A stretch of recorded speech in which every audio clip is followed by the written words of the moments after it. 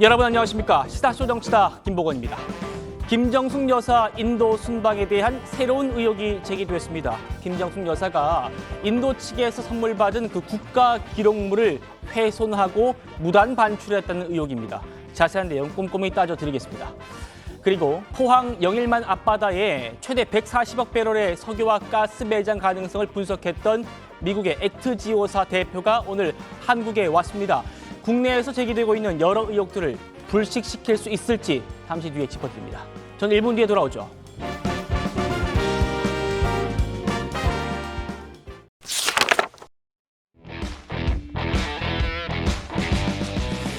자, 포항 영일만에 석유가 매장되어 있을 가능성을 제시했던 미국의 액트지오 대표가요, 오늘 오전에 우리나라에 입국을 했습니다. 친야 성향 커뮤니티는 물론이고 제1야당마저 이 회사의 신뢰도에 의문을 제기하니까 대표가 단숨에 한국으로 들어온 겁니다.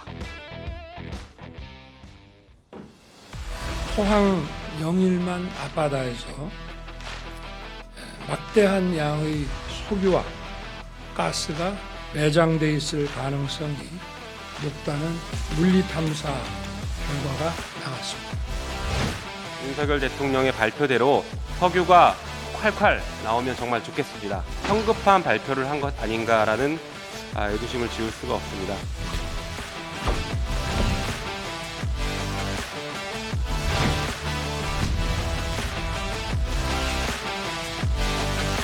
해저 개발 기업들에서는 좀 알려져 있는 전문 업체예요. 설립자라든지 거기에 구성되는 멤버들이 그런 전문가로 있었기 때문에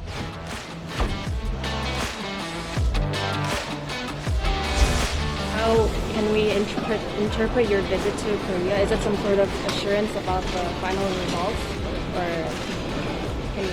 Well, actually, the trigger was the conference press, the press conference that was on Sunday, and then raised a lot of questions in the Korean for the Korean people and the Korean community.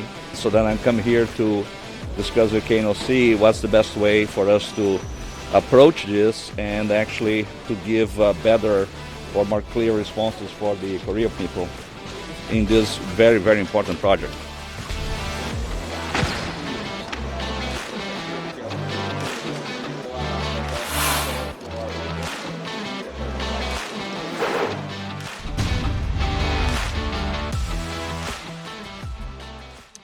윤석열 대통령 발표한 지 이틀 만에 들어온 겁니다. 이 액트지오 아브레우 대표인데 들으신 것처럼 지금 한국에서 제기되고 있는 그 의문들에 대해서 내가 명확하게 답을 주러 왔다라고 했습니다. 이현중 의원님, 네. 뭐 비행 시간이나 뭐 이런 거 기타 등등 고려하면 논란이 벌어진 직후에 곧바로 들어온 것 같습니다. 아마 미리 계획이 되지 않았나 싶습니다. 우리가 사실 산유국의 꿈은 뭐 대한민국이 생긴 이후로 계속적으로 가져간 꿈이었지만 그동안 많은 좌절이 있었지 않습니까? 네. 또 뭐 석유가 난다고 그랬다가 알아보니까 아니고 뭐 등등 이런 일이 있다 보니까 아무래도 이번에 이제 윤석열 대통령이 직접 발표한 부분에 대해서 많은 분들이 이제 의문을 가지시는 것 같아요. 네. 특히 이분 같은 경우는 이제 지금 액트지오라는 회사를 이제 만드신 분인데 이 회사가 보니까 이제 저희가 뭐 석유 이쪽 분야는 잘 모르잖아요. 네네. 그러니까 이 시초하는 거는 엑선이나 BP나 뭐 이런 쉘이라든지 세계적인 어떤 큰 회사들이 있는데 문제는 이제 그런 회사들은 자기네들 거 이제 수행을 하지만 그렇죠. 그 틈새 시장이 있다고 그래요. 그러니까 그런 것들을 아마 이런 회사들이 수행을 하는 것 같습니다. 네. 이분도 엑슨모빌에서 오랫동안 일하던 분입니다. 그렇게 전문가이기 때문에 이분이 이제 설립을 해서 어떤 프로젝트별로 이제 업무를 수행하는 것 같아요. 심해 탐사라든지 데이터 수집이나 이런 걸 해서 네. 과연 얼마나 있는지를 이제 퍼센테이지를 이제 만들어내는 역할을 하는 것인데 아무래도 이제 지금 알려진 거는 뭐 회사가 워낙 작고 또 사무실도 이제 뭐 가정집 비슷하게 하니까 네. 과연 신뢰할 수 있느냐 이런 의문이 있는데 우리나라에 석유공사라고 있습니다.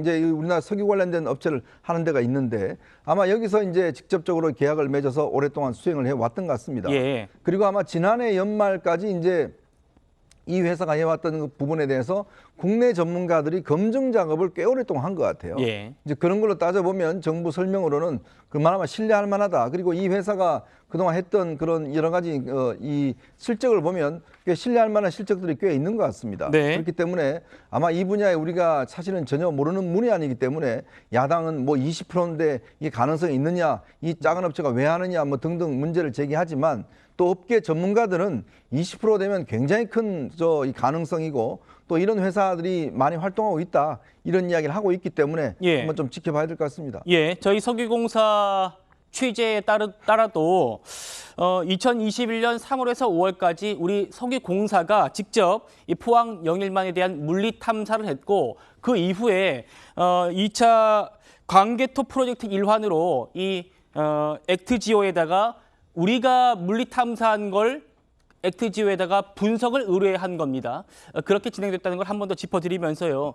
이 액트지오 우리나라의 이 산유국의 꿈을 안겨줬죠. 이런 회사에 대해서 공격을 하고 있는 상황인데 여기에 대해서 지금 제1야당이 가세하면서 이 논란이 걷잡을 수 없이 커진 측면이 있습니다. 민주당 목소리 들어보시고요. 제가 하나하나 팩트 체크해드리겠습니다.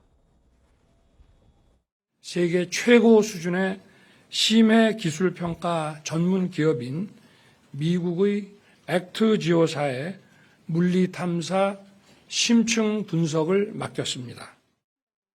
액트지오사의 본사 주소지는 가정집이고 연평균 매출은 한화로 약 3,800만 원 정도의 구멍가게 수준이고 윤 대통령이 말한 세계 최고의 수준의 기업치고는 외양상 초라합니다. 왠지 찜찜합니다만 국민 기대도 높으니 잘 되길 바랍니다. 그래픽 바로 보시겠습니다. 이 회사에 대해서 의문을 제기하는 것, 이현정 의원님께서 간략하게 말씀을 주셨습니다만 지금 보시는 뒤 배경이 공식 등록되어 있는 이 회사의 그런 본사입니다.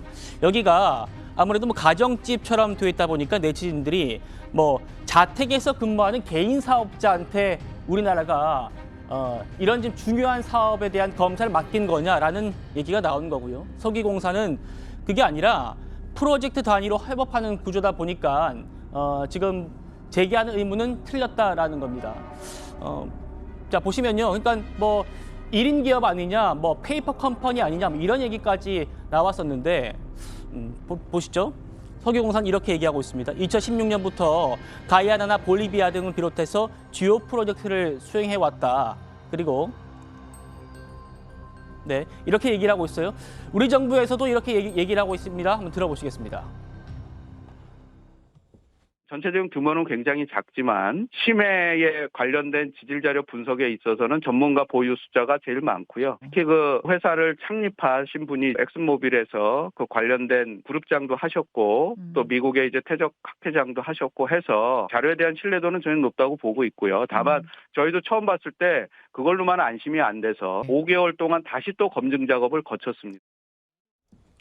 정학재 변호사님, 그러니까 정부에서도 이 회사에 대한 신뢰도가 굉장히 높다.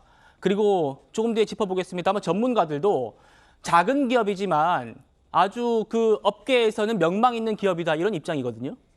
그런데 조금 이상한 건 사실이죠. 왜냐하면 굉장히 중요한 그 프로젝트 아닙니까? 대통령이 직접 나와가지고 말씀하실 정도로 굉장히 그 중요한 프로젝트인데 그러한 프로젝트를 첫 번째 컨설팅을 담당한다라고 하는 회사가 우리가 상식적으로 생각하는 거에 비하면은 굉장히 작다. 왜냐하면 사람도 뭐 몇 명인지 뭐 10명 미만이다 뭐 이럴 수 있고 그다음에 본사도 그냥 가정집 같고 그다음 제일 중요한 건요. 제가 봤을 때는 매출액이에요. 매출액 보니까 27,000달러거든요. 네. 그러면 3,700만 원이면 한 달에 200만 원 매출을 올린 회사한테 저런 중요한 일을 갖다 맡긴다? 거기에다가 업종을 갖다 보면요. 법인 등기부 띄워보면 업종 나오지 않습니까? 직업훈련과 관련 서비스, 그다음에 액트지오라고 한 말 자체에서 보듯이 지리 컨설팅 이렇게 되어 있단 말이죠. 네. 그러니까 의심을 갖는 것은 제가 봤을 때 당연한 거고 상식적인 것이다. 하지만 정부에서 조금 전에 그 산자부 차관 나와가지고 이야기하지 않았습니까?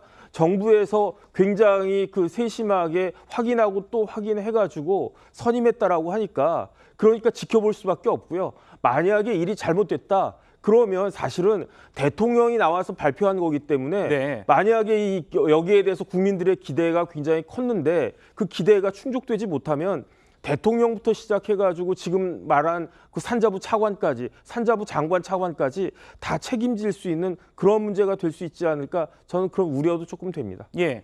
방금 나간 그 전문가들 얘기 좀 다시 그래픽 보죠. 예.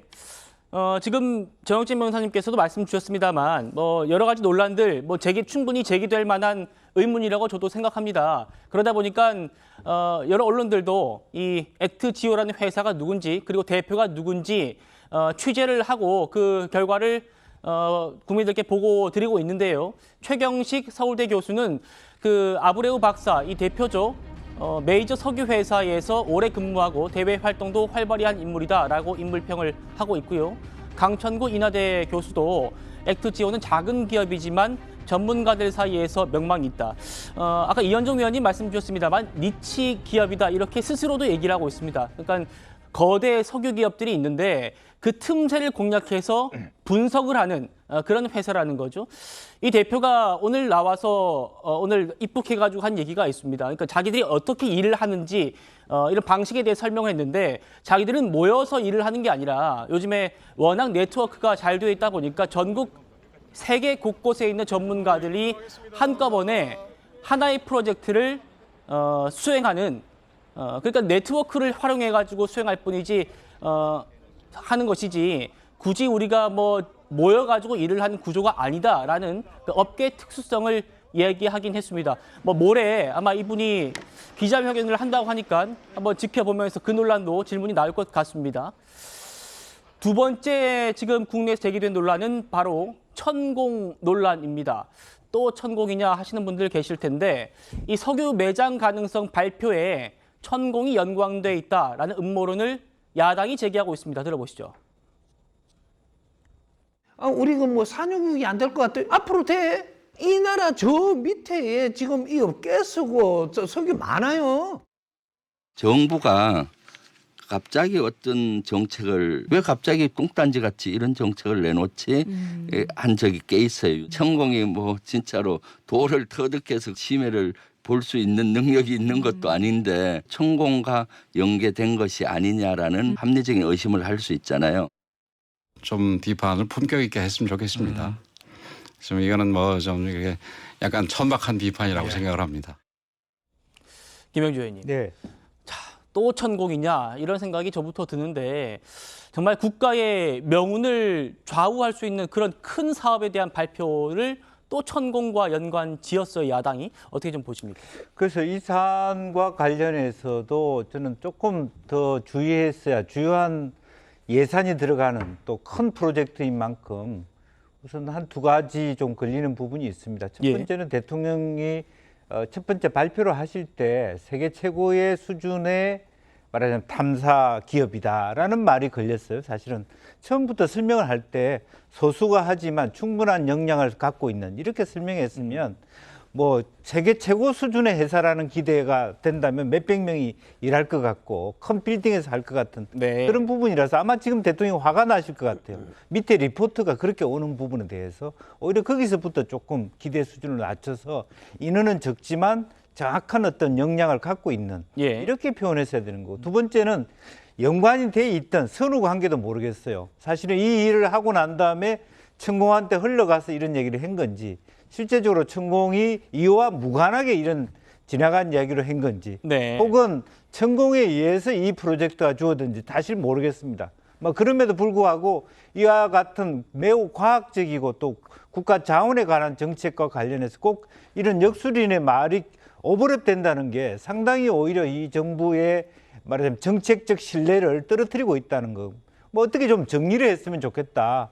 그런 생각이 듭니다. 그렇군요. 어쨌든 올 12월에 첫 시추 작업을 들어가고 시추 성공률이 20% 정도라고 합니다만 내년 상반기면 1차 결과가 나온다는 겁니다. 지켜볼 대목인데 여기에 대해서 이재명 대표는 다소 부정적인 입장입니다. 전문가 입장과 함께 들어보시죠.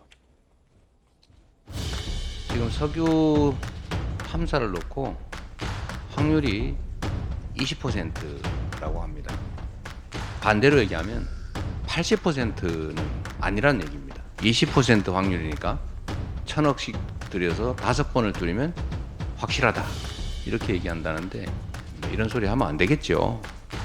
그렇다고 보더라도 지금 돈을 투자해서 탐사 시추하는 것이 맞다 이렇게 보시는 거죠?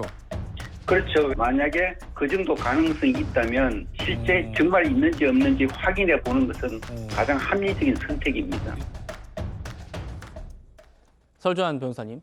그러니까 세 번째 논란이 이거예요. 그러니까 시추 성공률이 20%인데 이걸 마치 대통령이 뭐 석유가 콸콸 나오는 것처럼 얘기를 섣부르게 판단해서 섣부르게 샴페인 터뜨린 것 아니냐라는 부분입니다만 반론도 있어요.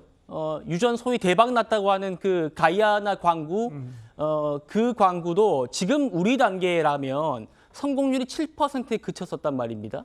전문가들 반응도 들어보셨는데 어떤 입장이십니까?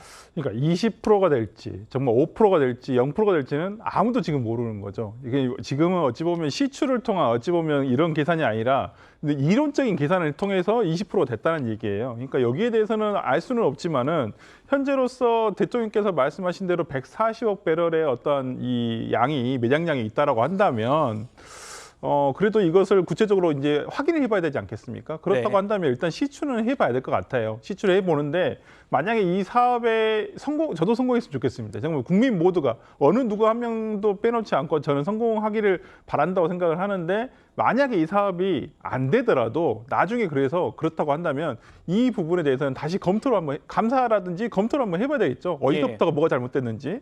그러니까 그런 부분에 대해서는 지금부터 벌써 걱정할 것은 아니라고 보고요. 이미 뭐 대통령께서 발표를 하셨기 때문에 어차피 시추를 안 할 수는 없는 상황이에요. 이거 확인을 해봐야 되거든요. 그렇다고 한다면 이 부분에 대해서 조금 기대감은 있대. 기대가 조심스럽게 이것을 바라보는 것이 오히려 낫지 않을까라는 생각을 해봅니다. 네, 유현정 의원님. 네. 20%의 가능성이 있다면 한번 시추는 시도해보는 것이 합리적이다, 타당하다라는 전문가 얘기입니다. 그러니까 이게 이제 우리가 보통 평상시 이야기하던 100%에서 20%, 뭐 작아 보이죠. 근데 아마 이제 전문가들 이야기를 들어보면 이 정도 어떤 이 심해에 있는 유전을 발견하는 데는 보통 이제 북해 브렌트유 같은 경우에 3%였다고 그럽니다. 가이아나 지금 여기 같은 경우는 7% 정도였고요. 근데 그렇게 지금 성공을 했지 않습니까? 북해 같은 경우도 보면 이 시추공을 거의 10몇 개를 뚫었다는 거 아니에요? 네. 그러니까 10몇 개를 뚫었다가 계속 안 나오다가 마지막 이거 한번 해보자 해서 뚫었더니 대박이 터졌다는 거거든요. 그만큼 밑에 있는 석유가 어디에 들어있을지 이런 것들은 우리가 추정은 해보지만 실제 또 파고 들어가 보면 그 가능성 자체는 굉장히 또 희박할 수도 있고 정말 대박을 터뜨릴 수도 있는 그런 거라고 그래요. 그만큼 우리가 이제 이 석유 시추를 많이 해본 나라가 아니기 때문에 경험도 없고 당장 일반인 듣기에 20% 갖고 지금 추진을 해? 라고 하지만 역대 어떤 여러 가지 심해 이 유전 같은 경우 보면 3%, 7% 이런 것들이 대박을 터뜨리는 경우가 많거든요. 예. 그런 의미에서 20%는 굉장히 가능성이 높은 것이다. 그리고 시추공 하나 뚫는데 이제 보통 한 1,000억 정도 든다는 거 아니겠습니까? 현재로서 한 5개 정도 뚫는 계획이 있는데 물론 5개 뚫어서 안 나올 수도 있겠죠.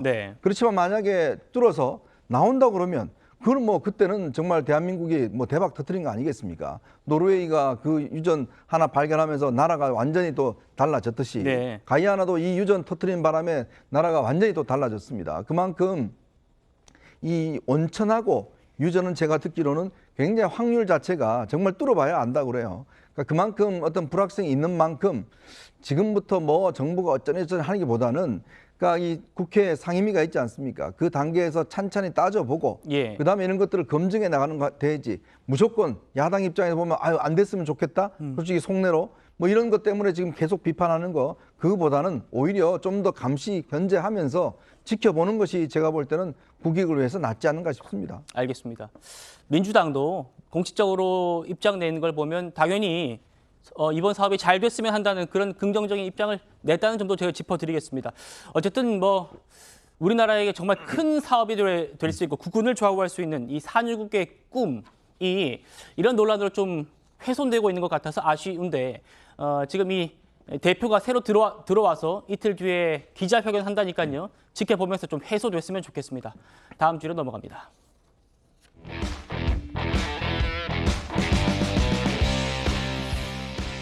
김정숙 여사가 본인이 연루된 이 여러 의혹들에 대해서 직접 명예훼손이라면서 고소고발하겠다고 밝혔습니다만 특히 이 인도 방문을 둘러싼 의혹은 사그라들지 않는 모습이죠.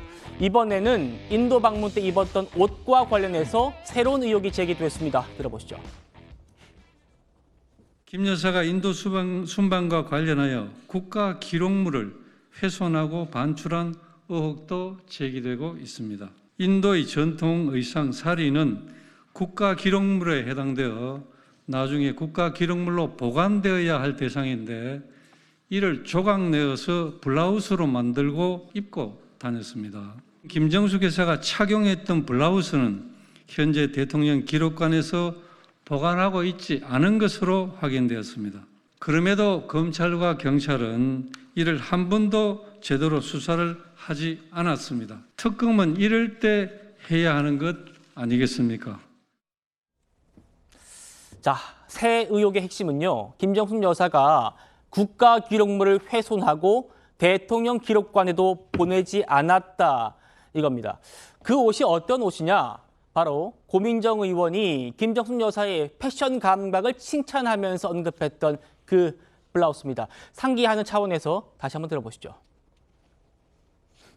기존의 옷들을 리폼하거나 이렇게 디자인하는 경우들이 좀 왕왕 계신데 인도에서 그 스카프를 선물로 받으신 적이 있습니다. 근데 이제 그것을 블라우스로 이렇게 새롭게 만들어가지고 입고 가신 적도 있었거든요. 그러니까 이제 모친이 포목상을 하셔서 그러신지 네. 워낙 그런 거에 재주도 좋으시고 감각도 있으시고 그래서 저는 옆에 있으면서 뭐 리폼하고 새로 만들고 이런 거 워낙 많이 봐왔어서 정 변호사님, 같이 한번 보시죠. 바로 이 옷이에요. 이 옷. 빨간색에 이렇게 무늬가 좀 들어가 있는 이 옷인데 2018년에요. 이 문재인 전 대통령과 이 김정숙 여사가 인도를 공식 방문했었습니다. 그때 인도 대통령 부인으로부터 이 전통 의상인 사리를 선물 받았었는데 그때 받은 사리로 이렇게 블라우스를 만들어서요. 이렇게 사리를 블라우스로 만들어서 이렇게 갔는데 당시 청와대도 사리를 김정숙 여사가 패션 감각을 발휘해가지고 입고 갔다, 블라우스를 만들어서 입고 갔다라고 홍보를 하기도 했었습니다. 정 변호사님, 그러니까 김석기 의원 얘기는 반출이라고 했습니다만, 그러니까 저 옷을 김 여사가 대통령 기록관에다가 이관을 안 시켰다는 것 같아요. 그러니까 이제 대통령 기록물법에 따르면 대통령 기록물은 뭐냐면은 대통령이 생산하거나 선물로 받은 것도 대통령 기록물이 된단 말이죠. 그런데 기준은 뭐냐면은 그 공직자윤리법 시행령에 따르도록 되어 있는데 미화, 그 미국 달러로 100달러고요. 우리나라 돈으로 10만 원이 기준이에요. 그것을 넘어가게 되면 그렇게 이제 선물을 받은 것들은 대통령을 좋아해서 주는 것일 수도 있지만 대통령이기 때문에 주는 것도 있지 않겠습니까? 그러니까 후자로 봐가지고 대통령이 받은 선물은 개인이 받은 게 아니라 우리나라 국가가 대한민국이 받은 것이다. 그러니까 그 소유권은 대한민국의 것이 된다. 이게 대통령 기록물법의 그 근본 취지란 말이죠. 그런데 제가 아무리 생각을 해도 인도 총리가 우리나라 영부인에게 그 옷을 선물하는데 그게 100달러가 안 되겠습니까? 그런 것들을 선물하겠습니까? 저는 어쨌든 그런 생각이 들고요. 뭐 이런 부분들은 이제 뭐 인도에다가 확인하거나 뭐 적당히 이제 알아보면 될 것 같은 생각이 드는데 그런데 그런 걸 다 떠나가지고 상식적으로도 이게 말이 되는가? 왜냐하면 예컨대 반대로 생각을 갖다가 해보자고요. 우리나라의 김정숙 여사가 인도의 모디 총리에게 우리나라 장인이 만든 아주 굉장히 좋은 그런 한복을 아주 이렇게 그 선물을 갖다가 했단 말이에요. 그런데 그 모디 총리 부인이 다시 우리나라에 와가지고 옷을 갖다 딱 입고 왔는데 어디서 옷감이나 이런 게 많이 본 옷감이에요. 딱 봤더니 이게 우리가 한복을 선물했는데 그 한복을 막 해체하고 막 이렇게 뭐 조각조각 내고 해가지고 블라우스 만들어가지고 입고 왔다라고 그러면 이게 얼마나 난감하겠습니까? 이게 어떻게 무슨 재능이 있는 것이고 이게 어떻게 감각이 있는 것이겠습니까? 극단적으로 이야기하면은 한복을 기본으로 만들어 입고 오면 그것을 우리나라 국민들이 용납할 수 있겠습니까? 저는 어떻게 이런 행동을 갖다가 했는지 참 기본적인 상식의 문제가 아닌가. 전 매우 부적절한 것이다. 법을 떠나가지고 상식적으로 굉장히 부적절하다. 전 그런 생각이 듭니다.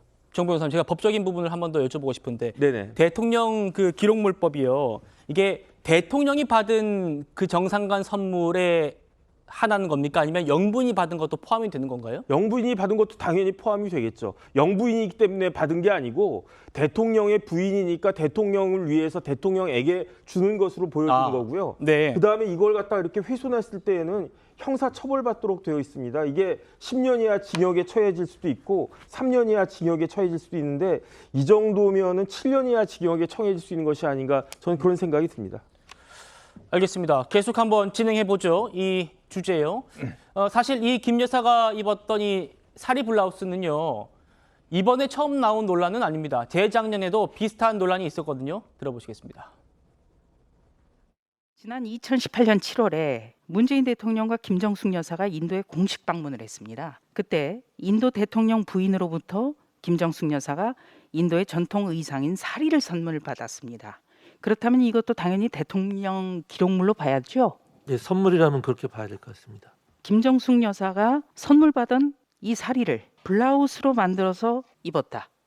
그리고 지금은 가지고 간 걸로 추정이 돼요. 그렇다면 국가 소유물을 훼손한 것 아니겠습니까? 사실은 지금 들었는데 한번 검토를 해봐야 될 사안인 것 같습니다. 김영주 의원님. 네. 그러니까 오늘 김석기 의원 얘기는 대통령 기록관에 이관이 안 됐더라라는 게 핵심이고요. 뭐 비슷한 얘기입니다만 저 때도 나왔던 게 이 사리를 블라우스 만든 거는 이게 국가 소유물을 훼손한 거 아니냐라는 논란이었거든요. 네. 어떻게 좀 평가하십니까? 그렇습니다. 이제 그 대통령 기록물의 경우에는 실질적으로 보면 국가적 보존 가치가 있느냐 없느냐를 판단해서 그걸 선별할 수 있지만 이 부분은 사실은 공직자윤리법 15조에 따라서 결과적으로 직무상 외국으로부터 선물 받은 것은 정확하게 이렇게 보존하게 돼 있거든요. 네. 그 법에 따라서 방금 정혁진 변호사 말씀하셨다시피 실제로 보면 10년 이하 전 징역이나 3천만 원 이하의 벌금형에 처하게 되도록 파기됐을 경우에 다만 우리가 그런 걸 생각해 볼 수 있습니다. 옷 같은 경우는 그 옷을 받았기 때문에 그 나라에 갈 때 영부인이 입고 계시다가 퇴임할 때 반납할 수 있을 것 같아요. 근데 지금 현재 문제는 퇴임을 한데도 그 옷을 반납하지 않았다는 부분 명확한 것 같고 네. 또 하나는 이 외교적 결례를 한 거 아니냐. 사실 인도의 전통 의상 사리라고 하는 것은 실제로 바느질을 하거나 가위를 대는 것은 옷의 영혼을 파괴한다 그래서 네. 그런 것을 하지 않는 걸로 했거든요. 그러면 예. 실컷 선물을 받아가지고 그것을 우리 나름대로 새롭게 리폼해서 입은 것 자체가 큰 결례를 한 셈이다. 그렇군요. 이제 그런 면에서 우리나라 품격을 보존하지 못했다, 떨어뜨렸다 이런 또 다른 비판을 받을 수 있다라고 보여집니다. 김영주 의원님 말씀 주셨습니다만 이 사리는 가위질이나 바느질을 하는 게 부정한 옷으로 이렇게 인도에서 여겨지기 때문에 그것을 그대로 이렇게 사리를 걸치는 건데 이거를 우리가 가위질을 해서 리폼해서 인도로 입고 갔다. 이게 큰 외교적 결례라는 지적이 있었습니다. 이현정 의원님.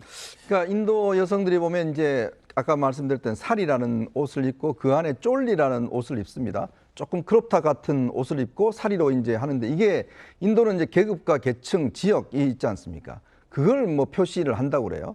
그래서 긴 거는 뭐 10m까지 길이에 달할 정도로 그러니까 이런 어떤 사리의 또 천의 종류에 따라서 여러 가지 또 좀 계급이나 계층이 다 나눠지고 굉장히 아마 인도 전통 의상으로서 이제 여성들한테 이제 선물하는 그런 것인데 아마 영부인한테 선물했기 때문에 인도에서는 뭐 최고급으로 선물을 했을 겁니다. 네. 이제 문제는 저렇게 선물하면 우리나라 이제 외교부에서 인도 관련된 분들이 있잖아요. 그러니까 이쪽 동남아시아 쪽이라든지 이렇게 관장하는 부서에 있으면 저 부분에 대한 설명을 최소한 해줘야 되는데 저게 그러면 왜 저런 옷이 중요한지 왜냐하면 우리가 한복을 선물하면 그쪽에 우리 한국 담당하는 데서 아 이거는 전통 의상이고 이거는 이렇게 입어야 되고 보존해야 된다 이런 설명을 해주잖아요. 근데 왜 당시에 그 청와대에 있는 외교안보팀 같은 경우에 저렇게 선물을 받았으면 저 부분에 대한 설명을 해주고 해야 되는데 그리고 지금 우리나라 대통령 영부인의 선물을 받지 않습니까? 그러면 먹는 것 같은 경우는 소비를 합니다. 상하는 것 같은 경우. 근데 네. 먹지 않는 거, 그 같은 경우는 다 일단 대통령 기록물로 넘깁니다. 모두 다 가는 게 원칙인 그렇습니다. 거죠? 지금 사실은 이제 논란이 되는 김건희 여사 명품백 같은 경우도 그 지금 일단 넘어가서 예. 대통령이 퇴임할 때 이제 그게 넘어간다는 거 아니겠습니까? 보관돼 있다가. 그러니까 대통령과 영부인이 받는 선물 자체는 전부 다 그런 걸로 되어 있습니다. 왜냐? 이게 대통령 부부로서 받는 선물이기 때문에 그렇게 관리되는 거거든요. 네. 그 정말 좀 이 상대방을 무시한 게 저거를 리폼을 해서 브라우스를 만들어 가서 정말 했다는 그 고민정 부대변인에서 그 설명 자체가 얼마나 문화적으로 무식한 이야기인지. 자, 그렇기 때문에 이거는 여러 가지 법적인 논란뿐만 아니라 당시에 저걸 또 이 리폼에서 입고 갔을 때 그 당사자들이 얼마나 또 당황스러웠을까라는, 왜냐하면 말을 못 하잖아요. 그런 것을 따져본다 그러면 이게 문화적으로 굉장히 아마 상대국에 대한 어떤 예의가 아니다, 이런 측면도 있을 겁니다. 그렇군요. 설조한 변호사님. 그러니까 지금 이 인도 순방 논란과 관련해서 문재인 전 대통령이나 민주당 인사들이 인도와 우리나라의 그런 관계 때문에 대통령 영분이 같다라고 얘기하고 있는데 지금 사리를 리폼해서 가가지고 외교적으로 국격을 훼손했다라는 말까지 나오고 있어요. 어떻게 바라보고 계십니까? 글쎄요, 이게 참 몇 년이 지난 뒤에 이런 논란들이 이어지는 게 참 이게 생산적인 어떤 논란인지는 모르겠습니다. 이제 이것이 뭐 당시에 인도 측에서 어떤 이렇게 얘기를 하지 못한 부분도 물론 있었겠지만은, 만약에 정말 그 인도라는 나라의 정신을 훼손할 정도의 중대한 일이었다라고 한다면 분명히 인도 측으로부터 정말 작은 불만이라도 나왔을 것이라 생각합니다. 그렇지만은 지금 그 당시에 뭐 당연히 그 이후로도 한국과 대한민국과 인도 간의 어떤 외교에 있어서 별 문제가 없지 않았습니까? 그렇다고 한다면 저는 이 부분에 대해서 저는 법적으로 대통령 기록물법 훼손 위반에 해당한다고 한다면 네. 조사를 통해서 저는 그 부분에 대해서 법적인 처리를 하면 된다고 보고요. 그렇지만 지금 어찌됐든 간에 정치적으로 바라봤을 때는 지금 국민의힘에서 이 김정숙 여사에 대한 옷이라든지 인도 방문과 관련한 여러 가지 지금 의혹을 제기하면서 특검을 하셔야 한다고 하는데, 결국 이게 국민의힘에게는 정치적으로 도움이 별로 되지 않는 수다. 그래서 이게 조금 도를 넘는 것 같아서 이렇게 이미 끝난 권력에 대해서 이렇게까지 물고 늘어질 필요가 있을까라는 생각을 좀 해봅니다. 알겠습니다. 말씀하신 대로 지금 국민의힘에서 이 문제로 특검법 발의까지 얘기가 나오죠. 그런데요, 저희 방송 시작 조금 전에 문재인 전 대통령이 직접 SNS에 글을 올렸습니다. 아시는 것처럼 이번 논란은 문재인 전 대통령의 회고록에서 촉발됐는데, 이번 또 해명이 어떤 논란을 낳을지 한번 또 지켜보시죠. 지금 바로 살펴볼 겁니다. 아내의 인도 순방은 아내가 원한 것이 아니다. 아내라도 대신 가는 것이 좋겠다는 외교 당국의 거듭된 건의에 따라서 아내를 등 떠밀듯 가게 한 것이다. 이렇게 얘기하고 있습니다. 이현종 의원님. 네. 제가 이 논란을 쭉 취재하고 또 이렇게 보도해 드리면서 확인한 것은 당시 인도 측에서 먼저 외교부 장관, 강경화 장관에게 와달라고 했는데 강 장관이 시간이 안 된다. 그래서 아마 문체부 장관을 넘어간 걸로 알아요. 그런데 문재인 전 대통령의 입장 보면은 외교 당국이 거듭된 건의를 했다. 영부인이 가야 된다고 거듭된 건의를 했다는 거예요. 어떻게 좀 받아들이십니까? 그러니까 누가 건의했는지 한번 좀 밝혀봤으면 좋겠습니다. 지금 우리가 가지고 있는 여러 가지 어떤 객관적 공문이나 어떤 상황들을 보면, 일단 2018년 7월 달에 국빈 방문을 했습니다. 당시 인도 모디 총리의 초청으로 인해서 문재인 대통령 부부가 국빈 방문을 했는데 4개월 뒤에 또 방문해달라고 하는 것 자체, 네. 이거는 제가 볼 때 외교적으로 맞지가 않는 일이에요. 자, 그리고 이 축제라는 게, 알라왈리 축제라는 게 지방정부의 축제입니다. 자, 거기에 이제 참석해달라고 강경화 외교부 장관한테 공문으로 요청을 했어요. 네. 그런데 이제 강경화 장관이 못 가니까, 그렇다면 고위급이 왔으면 좋겠다라고 해서, 그러면 우리가 그 문화적인 문제니까 문체부 장관이 가겠다라고 했고 이미 일정까지 다 픽스가 됐습니다. 자, 그런데 지금 오늘 문재인 대통령은 계속 외교부 당국에서 이거 영부인 가져오면 좋겠다라고 지금 이야기했다는 거 아니겠어요? 예. 왜 그랬을까요? 누가 그랬을까요? 저는 그게 의문스러워요. 그러니까 지금 보면 그런 흔적이 하나도 없습니다. 당시 신봉길 주인도 대사 같은 경우도 영문이 간다고 그래서 좀 당황스럽다는 이야기도 하고, 예. 당시 인도 외교부 장관도 아니 고위층이 올 줄 알았는데 영부인이 와서 저희도 좀 당황스럽다는 이야기를 했다는, 우리가 거듭 그 영상을 봤지 않습니까? 그런데 누가 도대체 영부인한테 제발 좀 가졌으면 좋겠다라고 이야기를 한 것인지 네. 저는 그게 좀 밝혀졌으면 좋겠어요. 강경화 장관이 이야기를 한 것인지 아니면 주 인도 대사가 한 것인지 제발 좀 와줬으면 좋겠다는 사람이 누군지 좀 밝혔으면 좋겠습니다. 그러니까요. 문 전 대통령의 SNS 글 계속 한번 보시죠. 네, 이게 아까 본 거고요. 네, 다음입니다. 해외 순방의 전용기 기내식 얘기를 드디어 했군요. 인건비 등 추가 비용이 발생하고 기내식 운반과 탑재 등의 고정 비용이 증가한다. 김영주 의원님. 네.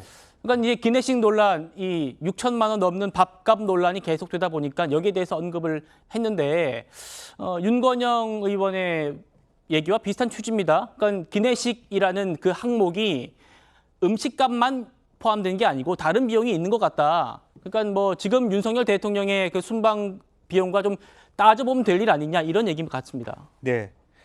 뭐 실제로 뭐 우리가 예상해 볼 수 있는 건 그런 거죠. 어쨌든 아주 급하게 전용기를 계약하다 보니까 전용기 계약 액수가 예를 들면 비행기 값이 1억 5천만 원에 계약했으면 기름값이 6,500만 원이고 인건비가 2천만 원이었다.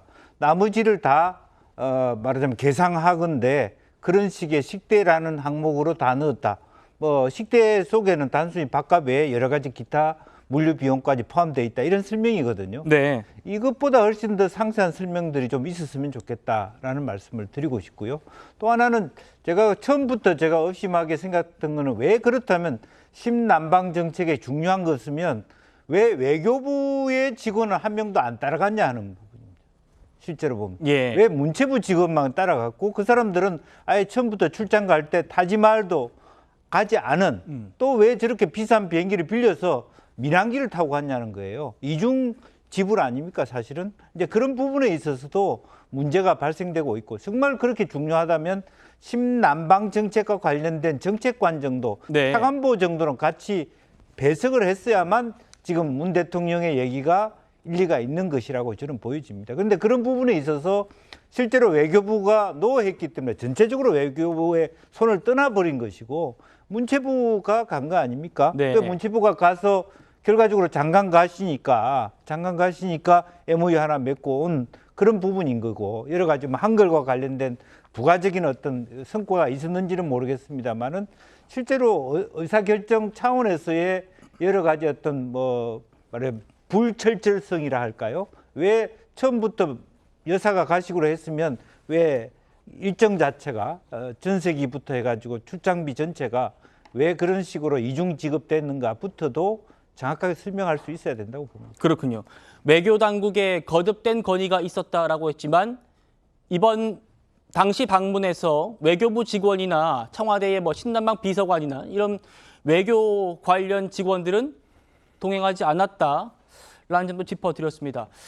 문재인 전 대통령이 이렇게 얘기했죠. 낯선 나라에서 해야 하는 일정을 대통령이 남편 없이 혼자 수행하고 싶은 부인이 어디 있겠냐 이렇게 얘기했는데 당시 김정숙 여사의 모습 만나보시죠. That time we really wanted somebody higher to participate in the Potsav in Ayodhya. But that time I could not imagine that you will be so gracious that you will personally be present. Because when you expect the how excited are we and the people of Ayodhya, I can't tell you.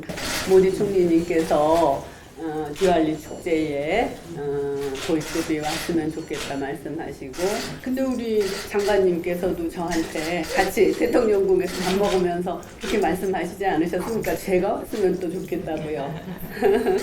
남편 없이 이렇게 처음 나서는 길이거든요. 그런데 이 나서는 길이 굉장히 마음이 떨리고 주춤거렸는데 정학재 변호사님. 네네.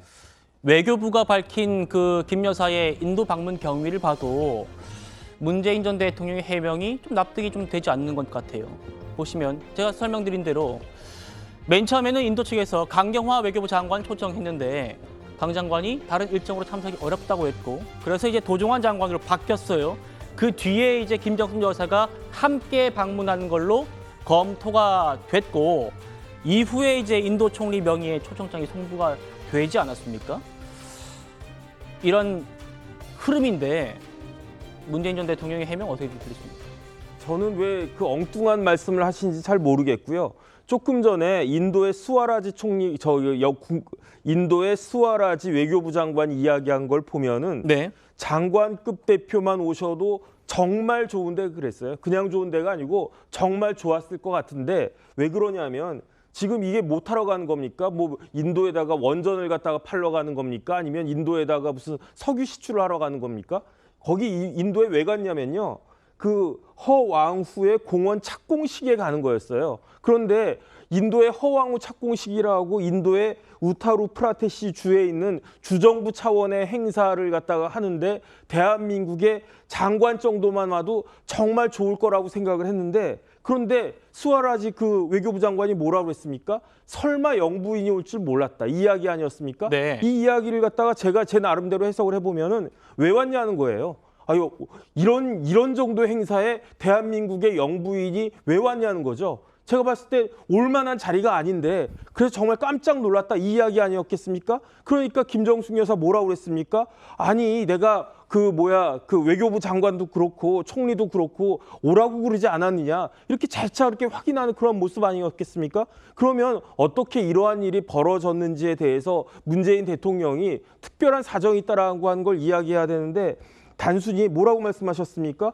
세상의 어느 나라가 낯선 나라에서 해야 하는 일정을 대통령 남편 없이 혼자 수행하고 싶겠습니까? 이렇게 말씀하셨잖아요. 네. 전 뭐라고 이야기 되냐면은 어느 영부인이 7월에 국빈 방문한 나라를 4개월 만에 다시 공원 착공식에 참석한다고 방문한 영부인이 있었겠는가라고 저는 되묻고 싶은데 그런 영부인이 지금 있었다는 이야기인 거고 그런 영부인이 거기 가는데 기내 식대만 6,300만 원 들었다는 이야기고 그러니까 참 우리나라 국민들은 저 포함해가지고 이해가 안 된다는 이야기인데 왜 여기에 대해서 정확하게 설명하지 못하고 뭐 그냥 가정법적인 말로만 계속 그 두리뭉실하게 넘어가려고 하는지 네. 이해가 되지가 않습니다.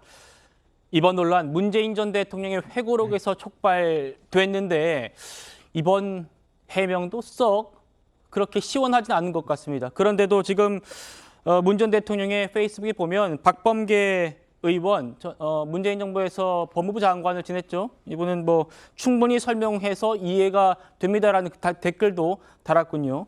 설주환 변호사님. 네. 그런데요, 이런 얘기도 있었습니다. 문재인 전 대통령의 해명에 내가 보고받았던 아내의 일정은 다음과 같습니다 하면서 쭉 어떤 일정을 김정숙 여사가 소화했었는지를 썼어요. 네. 여기 보시면 11월 7일에 타지마할 관람이 돼 있습니다. 그러니까 김정숙 여사가 인도 타지마할을 관람한다는 건 문재인 전 대통령은 알고 있었다라는 거예요. 그런데요, 보시면 언제 알았는지에 대해서는 설명이 없습니다. 나중에 사후에 알았는지 사전에 알았는지 이 부분에 대한 설명이 좀 없긴 한데 어떻게 좀 바라보고 계십니까? 이게 뭐 당시 대통령, 그러니까 그 청와대의 공식 문서는 아니지 않겠습니까? 그렇기 때문에 뭐 사전 보고 사항인지 아니면 사후 보고 내용인지는 뭐 확인할 수는 없습니다만은 어쨌든 간에 당시에 있었던 일정을 대강이나마 본인이 들었던 내용을 지금 올린 것이거든요. 그렇다고 한다면 지금 타지마할을 뭐 갔냐 안 갔냐, 타지마할에 원래 계획에 있었냐 없었냐 이것도 물론 뭐 중요하겠습니다만은 외교로 하는 것이 현지에서 바뀌기도 하고 특히나 인도 같은 경우에는 이 타지마할이라는 곳이 굉장히 성지이기 때문에 외국 정상들이 오게 되면 항상 방문을 어찌 보면 시킨다고도 할 수가 있거든요. 네. 뭐 그 정상 아니면 그 배우자가 이렇게 아니면 방문한 국가에서 원해서 가는 경우도 있지만은 오히려 인도 입장에서는 외국 정상이 오시면 우리나라에서 꼭 소개시키고 싶은 장소 중에 하나가 타지마할이라는 곳이거든요. 그렇다고 한다면 그런 의미에서 타지마할이라는 곳이 뭐 애정에 있었던 아니 애정이 없었는데 생겼던 저는 그 부분은 큰 문제가 되지는 않는다고 보여요. 예를 들어서 가지 말아야 할 곳을 가는 것도 아니고요. 그다음에 인도 측에서도 너무 잘 오셨다라고 하기 때문에 저는 이 부분에 대해서 왜 외교적으로 협의를 통해서 장소를 변경할 수도 있는 거 아니겠습니까? 뭐 이동을 하면서 물론 당초에 행사를 예정했던 것과는 굉장히 먼 거리에 있어서 네. 굳이 갈 필요가 있었겠느냐. 이게 뭐 김정숙 여사가 개인적으로 가보고 싶어서 간 거 아니겠느냐. 거기 이제 혈세가 쓰였느냐 이게 예, 좀 거기서 본질이죠. 그래서 뭐 돈이 세금이 쓰이지 않겠냐라고는 하지만은 어찌 보면 인도로서도 아니면 대한민국으로서도 타지마할을 방문함으로써 서로 국익을 증가했으면 증가했지 오히려 서로의 외교 관계를 저해한 요소는 하나도 없다고 볼 수 있거든요. 저는 그런 부분에서라면 타지마할 방문을 가지고 뭐 비판할 수는 있다고 봅니다. 하지만 그것이 잘못됐다. 아니면 이것이 특검을 해야 된다. 이렇게까지 주장하는 것은 좀 과도한 공세가 아닌가라는 생각이 들고 저도 한번 그 식비, 그러니까 우리가 기내 식비에 대해서 왜 이렇게 과도하냐라는 부분에 대해서 뭐 저도 정확한 내용이 아닐 수도 있습니다만 제가 네. 한번 알아본 바에 의하면 보통은 오늘도 저는 문재인 대통령이 페이스북에 쓴 내용 중에 그것도 포함되어 있다고 봅니다만은 보통 우리가 일반 여객기 같은 경우에도 식비를 계산을 할 때 예를 들어서 그 승객이 100명이 탄다고 친다면 도시락을 한 끼 도시락을 기준으로 했을 때 몇 개를 준비하냐면 보통 160개를 준비합니다. 왜냐하면 두 가지 종류가 있지 않겠습니까? 선택할 수 있는 게. 네. 근데 거기서 보면 어떤 사람은 A를 선택하는 경우도 있고 어떤 사람은 B를 선택하는 경우가 있어요. 근데 그것을 A를 80개 준비하고 B를 80개 준비하는 겁니다. 그래서 어찌 보면 이 총 비용은 늘어날 수밖에 없는 상황이거든요. 제가 들은 새로운 논리인데. 네, 이건 실제 그렇게 대한항공에서 그렇게 하고 있는 상황입니다. 그런데 지금 이 논란과 관련해 당시에 제일 중요한 것은 대한항공과 문체부에 그 자료들이 있을 것입니다. 그 내역이라든지 이런 것들이. 그러면 저는 그걸 공개하면 된다고 생각을 하고요. 이 부분과 관련해서 참 이렇게 연일 이어지는 특검의 주장이라는 것들이 저는 좀 보는 입장에서는 참 씁쓸합니다. 알겠습니다. 설 변호사님께서는 계속 이 특검까지 갈 사안이냐 이런 취지로 말씀을 주시고 계세요. 이현종 의원님. 네. 지금 저희가 짚어보고 있는 대목은 어쨌든 문재인 전 대통령의 이런 입장, 이런 해명이 설득력이 있느냐라는 부분을 따져보고 있는데 타지마할 일정이요. 문 전 대통령은 우리 부인이 타지마할 갈 거 알고 있었다, 보고 받았다라고 했습니다만 아까 보셨습니다만 문체부의 보고 일정 그리고 갔다 와서 출장 보고서에는 타지마할 일정이 빠져 있었단 말입니다. 네. 어떻게 좀 바라볼 수 있을까요? 자, 일단 우선 이 타지마할과 처음에 갔던 곳은 성격이 다릅니다. 알마니 축제는 공식적인 행사였고요. 타지마할은 관광으로 비춰질 수가 있는 거거든요. 자, 그러면 공직자들이요, 장관이나 이런 분들이 제가 한번 알아보니까 장관분들 해외 출장 가지 않습니까? 예. 그러면 좀 시간이 나면 어디 좀 뭐 관광도 갔다 올 수 있잖아요. 근데 그거 절대 못 한다고 그럽니다. 공직자들은 어떤 방문지가 있으면 거기만 갔다 와야지 만약에 다른 관광을 하게 될 경우에 심각한 어떤 이 징계 사유가 된다고 그래요. 예. 자, 이번에 대표적으로 뭐냐면 문체부 공무원들이 처음에 그 알마니 축제에 참석을 하고 난 다음에 타지마할을 따라가지 않고 5명이 별도의 민항기를 이용해서 바로 귀국을 했습니다. 그렇죠. 바로 그게 그거라고요. 왜냐하면 공무원들은 거기를 갈 수가 없대요. 자, 예. 그래서 거기에 주인도 대사만 이제 같이 동행을 했는데. 그게 갑자기 일정이 추가된 증거가 될 수 있겠네요. 그렇죠. 왜냐하면 이제 관광을 추가가 됐기 때문에 그렇게 간 거거든요. 그렇다면 이 영부인이 움직이게 되면 예산도 우리 예산에 들 뿐만 아니라 인도 정부도 그거에 관련된 여러 가지 예산이 들 겁니다. 자, 그리고 이번에 계약서가 당초 처음에 계약서가 뒤늦게 다 수정이 됐다는 거 아니겠습니까? 들어와서 그 수정이 된 게 뭐냐면 타지마할 일정이 추가가 되면서 2천만 원이 추가가 됐다는 거예요. 자, 승무원들 그 비용이 1,000만 원, 그다음에 연료비가 1,000만 원, 계약서가 변경돼서 다시 써졌다는 겁니다. 자, 그러면 지금 문재인 전 대통령이 봤다는 게 과연 이게 출발 전의 일정인지 아니면 출발하고 나중에 다 나온 다음에 일정인 것인지 그게 밝혀져야 된다는 거거든요. 왜냐? 그렇다면 출발 전에 이미 계획이 돼 있었으면 당초 예산 책정에도 2천만 원이 포함이 됐어야죠. 근데 이거는 나중에 계약서가 변경이 돼서 했다는 거 아니겠습니까? 그렇다면 타지마할은 현장에서 결정됐을 가능성이 높다. 그리고 두 번째는 당시 고민정 부대변인이 당시에 이제 이 인도 방문했을 때 본인의 페이스북에 그런 글을 쓴 적이 있어요. 김정숙 여사가 타지마할을 꼭 방문하고 싶었는데 못 갔다라는 게 있습니다. 그러니까 본인이 가고 싶었던 것 같아요. 자, 그러면 이게 어떤 면에서 보면 현장에서 관광 일정으로 별도로 말했는 게 아니냐. 그것 때문에 2천만이라는 돈이 추가로 쓰여진 게 아니냐. 예전에 캄보디아 방문할 때도 그랬습니다. 캄보디아에 거기에 사원 방문할 때도 그때도 2호기가 같이 따라가서 거기 가면 앙코르 같은 경우는 거기 큰 비행기가 갈 수 없어요. 그래서 그때 공군 2호기가 별도로 가서 별도로 거기 간 거거든요. 예. 베르겐 방문, 그다음에 체코 방문 등등이 보면 다 관광지 방문이었어요. 마찬가지로 이번에도 사실상 어떤 공식 일정 이외의 관광지를 간 게 아니냐라는 의문이 있는 거죠. 왜냐하면 처음부터 일정이 잡혀 있으면 모르겠는데 이게 뒤늦게 일정이 잡혔다는 그런 근거 공문이 있지 않습니까? 네. 바로 그것 때문에 의문을 제기하는 겁니다. 그러니까요. 조금 전에 이제 문재인 전 대통령의 이 해명에 대해서 국민의힘의 입장이 나왔습니다. 속보로 좀 전해드리도록 하죠. 문재인 전 대통령의 해명은 좀스럽고 민망하다. 문 전 대통령의 표현을 그대로 좀 돌려줬습니다. 그러면서 SNS에 나온 그 길고 긴 해명글은 참 구차하다. 이렇게 또 얘기를 했고요. 또 네, 해명이 참 답답할 노릇이다. 이렇게 또 평가를 했네요. 사실관계가 잘못됐다면 당당히 조사를 받으시면 된다.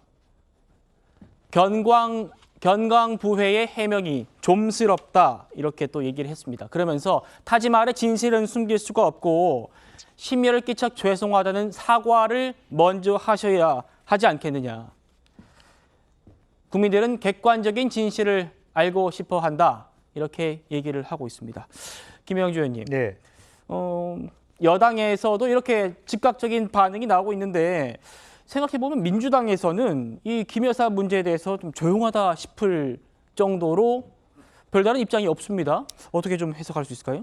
그러니까 뭐 장경태 의원조차도 좀 소극적인 예. 입장을 취하고 있습니다. 이제 그만큼 기본적으로 보면 이게 문체부 장관이 단장으로 한 부분이고 또 방금 언급이 있었습니다만 공군 2호기가 큰 비행기가 아닙니다. 그러니까 아까 얘기한 대로 설 변호사 얘기처럼 뭐 밥을 두세 가지를 하더라도 방금 제가 계산해 보니까 한 끼당 34만 원이 나와요. 그렇게 되죠. 예. 실제로 뭐 두 종류 그러니까 세 끼를 먹고 30명 곱하기 두 종류를 하더라도 계산이 그렇게. 그러니까 한 끼에 34만 원짜리의 밥을 먹고 그렇게 다녔다. 그리고 실제적으로 그렇기 때문에 더군다나 이제 그 해당 지역과 소위 타지마할이 있는 공항까지 비행기고 또 이동해야 되는 부분이고 이제 그런 부분에 있어서 과연 이것이 공무원 규정에 맞느냐. 어쨌든 기본적으로는 영부인이 개인적인 활동을 한 것이 아니라 공무로서의 말 그대로 외교관 활동을 했기 때문에 이게 적절한가에 논란이 있을 수 있고 이제 그리고 또 선후에 문제가 있습니다. 이것은 나중에 진실 게임이 될 텐데 문 대통령이 사전에 알았다면 이건 더 큰 문제예요. 원래 사정에 없었는데 그 나라에 가서 그 나라 인도 사람들이 여기까지 오셨는데 거기는 꼭 봐라. 그래서 갔다는 게 그동안의 얘기예요. 네. 근데 사전에 문체부 직원들한테는 출장 보고서에는 타지말이 없는데 이미 출발하기 전에 여사 일정에는 타지말이 있었다라고는 처음부터 작정하고 간 거 아니냐. 이런 논장이 생길 수 있고 그럴 수 있습니다. 실제로 비행기를 사올 때는 빌려올 때는 뭐 타지말 없이 빌려왔다 하더라도 나중에 추가적으로 돈 주면 됩니다. 이렇게 할 수 있거든요. 실제로 2천만 원을 그렇게 준 거고. 그렇게 계약서가 바뀌었죠. 네네. 이제 그런 부분에 있어서 오히려 이 분란이나 이 내용들이 문 대통령이 개입함으로 인해서 논란이 더 커지게 됐다. 그렇게 보여집니다. 설주환 변호사님. 네. 지금 김영주 의원님께서 또 추가적인 쟁점이 될 수 있는 말씀을 해주셨어요.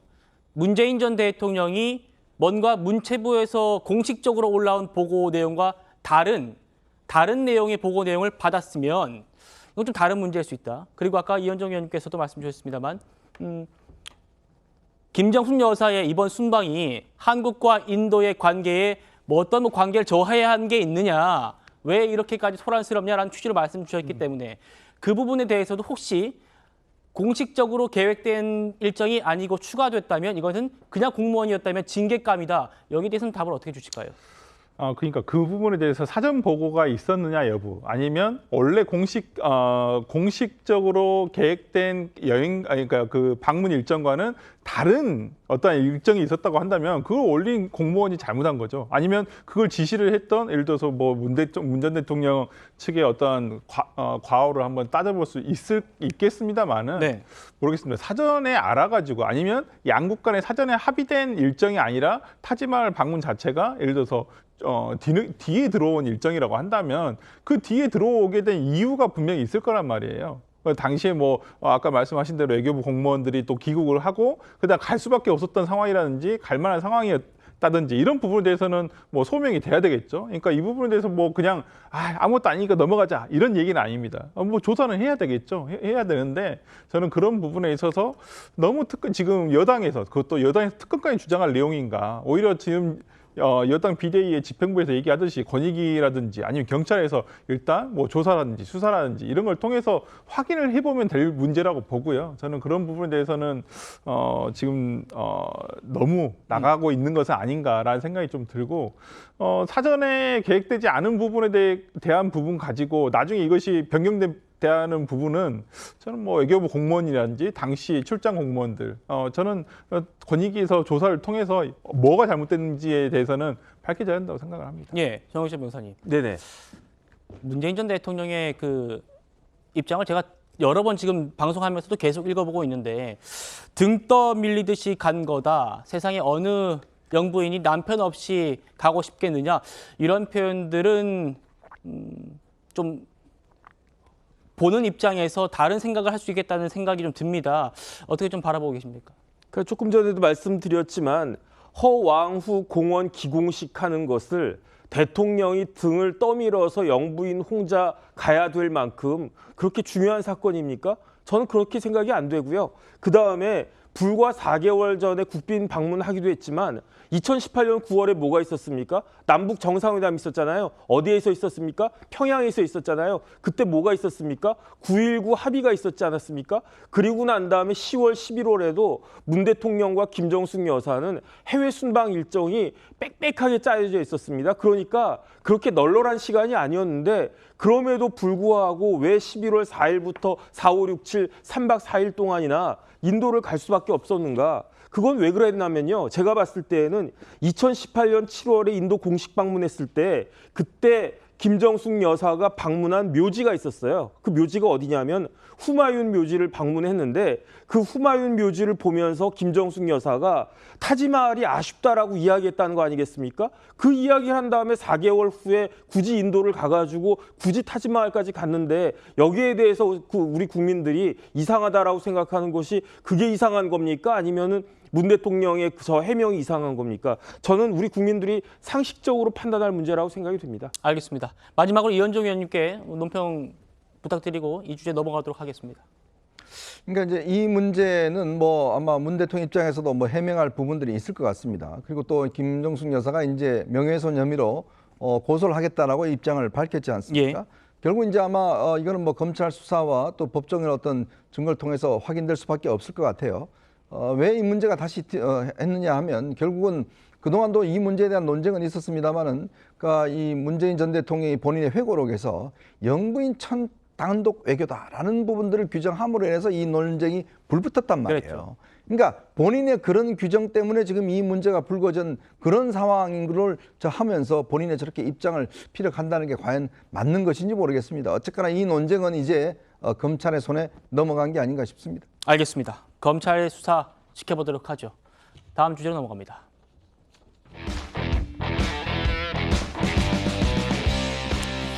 들으신 대로 검찰은 방금 보신 김정숙 여사 건도 수사하고 있습니다만 김건희 여사 사건도 수사를 하고 있습니다. 김건희 여사를 직접 소환 조사하는 쪽으로 가닥을 잡았고 시기 조율만 남은 걸로 전해지고 있는데요. 이원석 검찰총장 얘기 먼저 들어보시죠. 네, 언론을 통해서 김건희 여사 소환 필요성 말씀하셨다는 말씀이 전해졌는데 어떤 차원으로 이해하면 될까요? 제가 이틀 전에 충분히 말씀을 드렸습니다. 이미 말씀을 드렸으니까 바른 결론을 내리리라고 저는 믿고 있고 우리 법 앞에 예외도 특혜도 성역도 없다. 그러한 원칙과 기준을 우리가 견지해야 한다는 것을 늘 강조하고 있고 앞으로도 그렇게 지도하도록 하겠습니다. 이제는 저희 검찰이 하는 일을 여러분 지켜봐 주시면 감사하겠습니다. 오늘은 제가 이보다 더 드릴 말씀은 없습니다. 이원석 총장 얘기 들어보셨고요. 어제는 이 총장이 서울중앙지검의 차장검사들을 불러서 점심을 함께 했답니다. 격려 차원이었다고 하고 또 수사 상황 등에 대한 보고는 없었다라고 합니다만 이례적이다라는 평가가 나옵니다. 김영주 의원님. 네. 어제 저희 조선일보의 단독 보도에 따르면요. 이원석 총장이 지인들한테 이렇게 얘기를 했다는 겁니다. 국민들은 법리뿐 아니라 시시비비를 가려주길 바란다. 그래서 김건희 여사의 소환은 반드시 이루어져야 한다.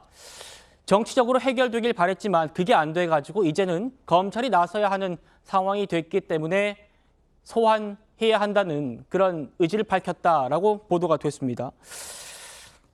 그리고 이후에 이제 수사 실무자들과 점심을 함께 먹었다고 하니까 이게 이 총장이 실무자들한테 뭔가 수사의 가이드라인 준 것 아니냐라는 얘기가 나왔어요. 아까 이 총장 얘기와 함께 어떻게 좀 해석하시는지요? 그러니까 차장검사 4명과 같이 이렇게 밥을 먹은 것이 이제 본인 입장에서는 오히려 정확하게 명명백백하게 수사를 제대로 하라. 왜냐하면 이 이야기가 나올 수밖에 없는 것이 그전에 어떤 그 위에선이 수사했던 위에선이 다 승진되면서 다른 데로 갔지 않습니까? 그래서 국민으로부터 오히려 수사를 안 하기 위해서 저렇게 힘 빼기를 위해서 하는 거 아니냐라는 의혹을 받았기 때문에 검찰총장으로서는 다행히 어떤 실무진은 그대로 차장검사선에 있기 때문에 네. 조금 더 명백한 부분이 바란 것이고 실제적으로 보면 조사하는 방법이라는 것은 사실은 불러들이는 방법, 가서 하는 방법, 서면 조사하는 방법인데 그 방법을 약하게 한다고 하는 것이 대통령과 김건희 여사에게 더 좋다. 그렇게 볼 수 없는 지경에 와 있다. 이제 그렇게 판단을 내리는 것 같고요. 또 국민들과 여론전을 하는 입장에서도 오히려 차라리 소환하는 것이 훨씬 더 깨끗하게 들고 갈 수 있는 부분이다. 뭐 그런 입장이 서 있는 거 아닌가 그렇게 보여집니다. 알겠습니다. 여기에 대해서 민주당은 이원석 총장이 이미 손발이 다 잘리지 않았느냐라면서 별로 기대를 하지 않는 모습입니다. 들어보시죠. 지금 검찰총장 손발이 다 잘렸는데 무슨 수로 입만 살아가지고 하겠습니까? 다들 아시겠지만 이 김건희 여사 수사팀이 있는 서울중앙지검은 1부터 4차장이 모두 다 교체됐습니다. 지금 이원석 총장은 아마 그냥 바다 위에 떠있는 돛담배 같은 존재입니다. 그렇기 때문에 아마 저는 진짜 심각하게 말하면 이대로 가면 검찰은 이원석 총장을 마지막 검찰총장으로 모실 수도 있다라는 생각이 들고요. 설 변호사님. 네. 바다 위에 떠있는 돛담배 같다, 손발이 다 잘렸다 이렇게 얘기하고 있는데 손발 잘렸다는 얘기는 아마도 그 차장검사들 다 교체된 거 얘기하는 것 같은데 김영주의 말씀처럼 부장검사들 그대로 있지 않습니까? 네. 그러니까 이 수사 실무를 이제 좀 정확하게 아신다고 한다면 이 차장 검사가 실질적으로 수사를 지휘하지는 않습니다. 네. 그러니까 뭐 아예 지휘를 안 한다라는 말은 좀 뭐 어폐가 있을 수도 있습니다만은 구체적으로 사건을 수사함에 있어서 뭐 어떻게 가자 이런 질문을 하지는 않거든요. 그러니까 같이 모여서 회의를 할 수는 있습니다만은 뭐 그렇다 손 치더라도 어떤 실제적으로 수사를 하는 사람들은 부장검사 이하 일반 뭐 부부장 검사라든지 수석 일반 검사들이 하는 것이기 때문에 저는 뭐 아까 김영주 의원께서 말씀해 주신 대로 뭐 차장 검사가 바뀌었다 해서 이원석 총장이 돛담배다 그래서 뭐 마음대로 할 수가 없을 것이다 저는 그렇게 보지는 않고요. 이원석 총장이 돛담배로서 어찌 보면 바람을 불면 돛담배는 또 가지 않겠습니까? 바람이 부는 대로. 민심의 바람이 부는 대로 갈 수가 있습니다. 그렇기 때문에 저는 뭐 그래도 검찰이라는 조직이 검찰의 자존심 그리고 검찰의 정치적 중립성과 그다음에 검찰 조직의 어떤 독립성을 지키기 위해서라도 공정하고 또 국민들이 납득할 만한 수사 결과를 내놓지 않을까 저는 기대해 봅니다. 알겠습니다. 대통령실 반응도 궁금합니다. 김건희 여사에 대한 소환 조사 가닥 잡혔다는 보도들 나오고 있기 때문에 이원석 총장이 얼마 전에 검찰 간부 인사 직후에 7초 정도 침묵하면서 이게 진짜 용산과 갈등이 심하구나 라면서 가늠했는데 그때 반응 다시 보시죠. 검찰 인사 있었는데 총장님과 충분히 사전 조율 거친 게 맞습니까? 어제 단행된 검사장 인사는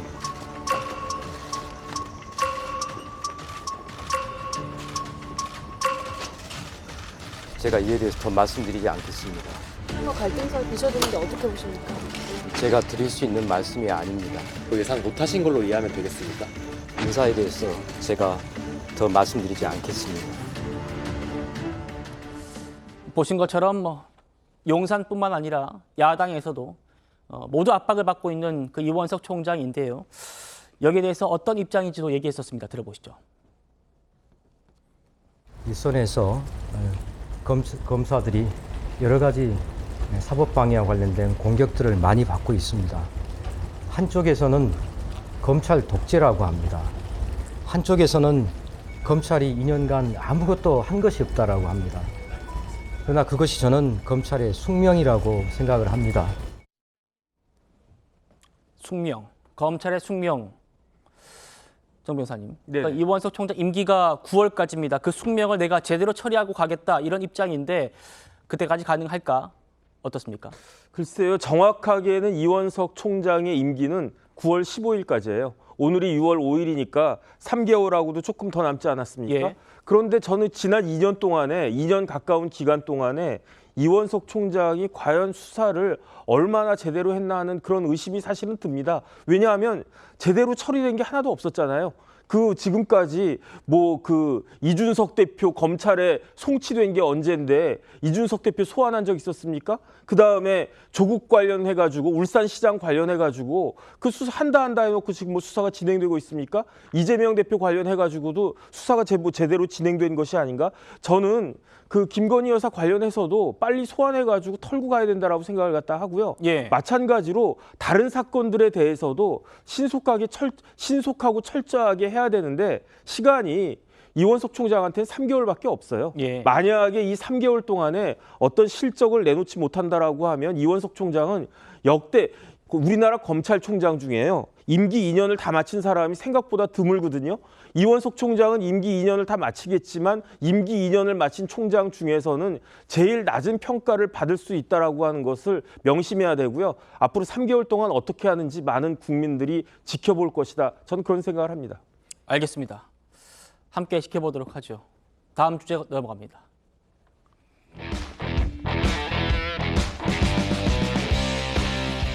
자, 여권 소식입니다. 한때 윤석열 대통령의 멘토를 자처했던 신평 변호사가요.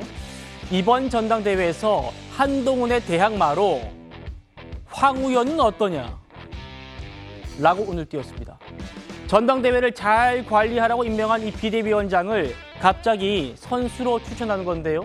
도대체 무슨 말인지 직접 한번 들어보시죠.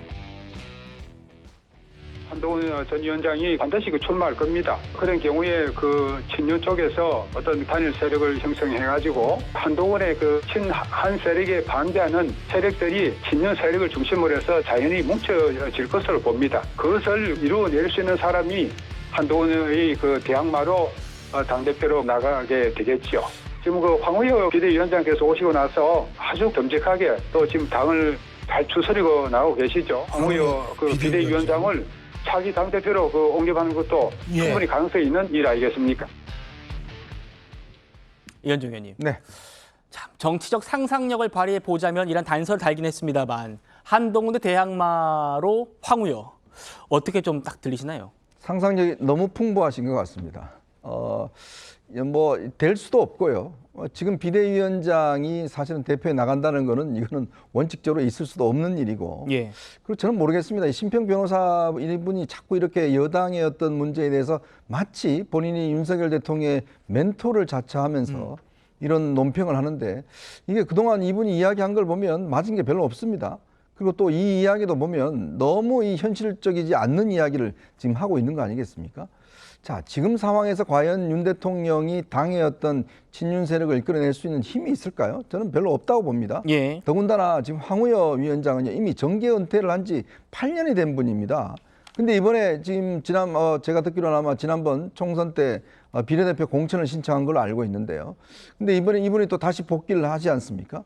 근데 과연 지금 이 당의 얼굴로서 과연 이 적절한가에 대한 것들은 당 내외에서도 다 회의적인 시각들이 많습니다. 왜냐하면 본인의 이야기가 지금 계속 왔다 갔다 하고 정리를 못하는 상황이기 때문에 특히 백서 문제라든지 지도체제 문제라든지 이런 것 때문에 논란이 계속되고 있는 상황인데 근데 이분을 다시 대표로 간다? 이거는 제가 볼 때는 너무 상상력이 풍부하셔서 한 이야기 같고 비상대책위원장입니다. 소위 이제 이 선거 관리를 하기 위해서 잠시 온 분이에요. 물론 본인으로서는 욕심이 있을지도 모르겠지만 그런 상황에서 심판이 갑자기 옷 벗고 선수로 뛸 수가 있겠습니까? 네. 그런 거를 어떻게 저렇게 이야기를 할 수 있는지 저는 참 이해가 안 됩니다. 알겠습니다. 오늘 페이스북 글을 통해서도 이 심평 변호사가 이렇게 얘기를 했습니다. 정치적 자산이 빈약한 한동훈은 이번 전대에 출마를 하지 않으면 쉽게 잊힐 가능성이 높기 때문에 반드시 출마할 것이다. 2년 전에 내가 조국은 정치적 자산이 출중하기 때문에 총선에 출마할 걸로 예측했는데 이번에도 내 말이 맞을 거다라는 취지거든요. 김영주 의원님, 어떻게 들으십니까? 저 앞에 거하고 뒤에 게 어떻게 이게 균형이 맞는지는 저는 이해를 잘 못하겠어요. 예. 그러니까 뭐 조국 장관이 정치적 자산이 얼마나 출중한지도 이해가 잘 안 되고요. 또 한동훈 비대위원장이 정치적 자산이 빈약하다. 경험이 없는 것은 그렇다 하지만 지금 현재 누가 보더라도 여론조사상으로 룰이 어떻게 되든 간에 압도적 1위를 하고 있고요. 이재명 대표하고 다음 대선에 1, 2위를 나누는 그게 자산이 아니고 뭐겠습니까? 이제 그런 부분들에 대하여 지금 현재 저렇게 평가하면은 결국 자기 말이 맞을 가능성이 높다 이런 논리로 썼는데 좀 이해가 잘 되지 않습니다. 저는 아직도 한동훈 비대위원장이 출마 안 할 가능성도 좀 있다고 봅니다. 주도적으로 봤을 때. 어쨌든 본인은 지금 현재로서는 나오면 당선된다고 이해할 수 있고 그렇지만 자기 선택의 권한만 남아있는 것이지 당선될 거냐 안 될 거냐를 기대하는 그 순간을 뛰어넘어가 있거든요. 네. 또 하나는 심평 변호사가 황우여 비대위원장 얘기하는데 그 말이 안 되는 건 둘째치고 만약 윤 대통령의 그런 어떤 대항마를 한동훈 대항마를 만든다면 나경원이나 원희룡이나 유승민이나 이런 자기 대권 후보군에서 선택을 하지 정말 정계 은퇴하신 저 황우여 어르신을 말하자면 대항마로 해서 그러면 저분을 나중에 대선 후보로 만들겠다는 겁니까? 저는 그런 가능성이 높지 않다라고 보여지고요. 지금도 실제적으로 보면 황우여 비대위원장이 전당대회를 자기 이름으로 흥행시키기 위한 생각에 몰두하고 있지 네. 전혀 그와 같은 생각을 하고는 있지 않는 것 같다. 그런 생각을 하게 됩니다. 네. 어수룩하지만 당수가 8단이라는 어당팔 황우여 위원장. 본인은 전당대회에 출마할 뜻이 있을까요? 일단 그동안의 목소리에서 혹시나 그런 마음이 느껴지시는지 시청자 여러분께서 한번 판단해 보시죠. 전당대회 준비를 신속히 만전을 기함은 물론 화급한 민생, 초미의 관심인 당 혁신도 소홀히 하지 않을 것입니다. 우리는 관리형이기 때문에 전당대회 준비만 하지 이랬다가는요 당이 정말 국민의 아주 큰 질책을 받게 될 거예요. 한동훈 비대위원장이 나오기 위해서 밀어주는 것이다. 이런 얘기도 있고요. 출마 문제와 전당대회를 결부하는 거는 글쎄요. 당으로서는 그렇게 특정인에 대한 생각을 하면서 일을 할 수는 없죠. 홍준표 시장은 당대표 행세하지 마셔라. 계속 지속적으로 얘기를 하시는데 저는 그 두 말씀을 다 저의 힘이 된다고 봐요. 저의 에너지로 사용하겠습니다. 자, 지금 국민의힘 지도부가요. 이번 전당대회, 그러니까 당대표 선거에서 2등을 한 후보, 원래는 1등만 당대표하고 나머지 최고위원 경선에서 당선된 분들이 지도부에 합류하는데 당대표 경선에서 2등한 분이 수석 최고위원으로 들어가는 그런 절충형 지도체제를 논의하는 걸로 알려졌는데 황우여 비대위원장도 여기에 힘을 실었거든요. 정 변호사님, 이렇게 되면 최고 득표자와 차점자가 정대표, 부대표 이렇게 되는 겁니다. 글쎄요, 저는 이런 식의 정당을 본 기억이 없거든요. 그다음에 지금 국민의힘 상황이 이렇게 정대표와 부대표, 대통령과 부통령을 그런 형식으로 할 만한 그런 상황인가? 전 거기에 대해서 굉장히 회의감 같은 게 들고요. 이렇게 했다가 오히려 죽두밥도 아니고 그 당이 산으로 가는 그런 결과가 초래되면 어떡할까? 저는 그런 생각이 들고요. 차라리 그냥 한동훈 비대위원장 보고 그냥 차라리 나오지 말라고 하세요. 그게 차라리 낫지. 이거는 누가 봐도 한동훈 비대위원장이 1등할 게 뻔하니까 2등을 높여가지고 견제하겠다 이런 식으로밖에 해석이 안 되지 않습니까? 이런 식으로 만약에 됐다라고 하면 한동훈 비대위원장과 부대표하고 맨날 사사건건 부딪히는데 제 생각엔 지금 여당 상황이 어떻습니까? 여당은 100석밖에 없어요. 야당은 200석이고 이러한 상황에서 또 그 내부적으로도 분열을 하겠다. 이런 그 사고방식은 제가 봤을 때는 필패 그 사고방식이 아닌가 저는 그런 우려가 듭니다. 알겠습니다. 황우여 위원장, 지난달에 저희 뉴스9에 출연을 해가지고 한동훈 전 위원장의 출마 여부에 대해서 이렇게 말했었습니다. 들어보시죠. 한 전 위원장이 나오는 게 좋습니까? 안 나오는 게 나은가요? 본인의 거취에 대해서는 우리가 뭐 누구보다도 한동훈 위원장을 아끼는 사람이죠. 그래서 여러 가지로 생각을 해야 되는데 이번에 당대표가요. 선거를 준비하는 사람이다 이렇게 보거든요. 당은 선거를 이겨야죠. 여러 가지로 신중히 고려하시겠죠. 한동훈을 견제하기 위해서 부대표를 둘 것인가 아니면 황우여 위원장 본인이 출마를 할 것인가 뭐 이런 얘기들이 지금 나오고 있어서요. 여기에 대해서 당내 친한계로 꼽히는 장동혁 의원이 총선 이후에 한동훈을 향한 그 공격들이 오히려 한동훈을 끌어내고 있다 이렇게 말했습니다. 들어보시죠. 한동훈 위원장은 요즘 뭐 하고 지내십니까? 주로 집에 계신 것 같습니다. 자주 소통하고 있습니다. 전당대회 시기 언제로 갈 것 같아? 뭐 이런 디테일한 질문 같은 거는 좀 주고받으시기도 하나요?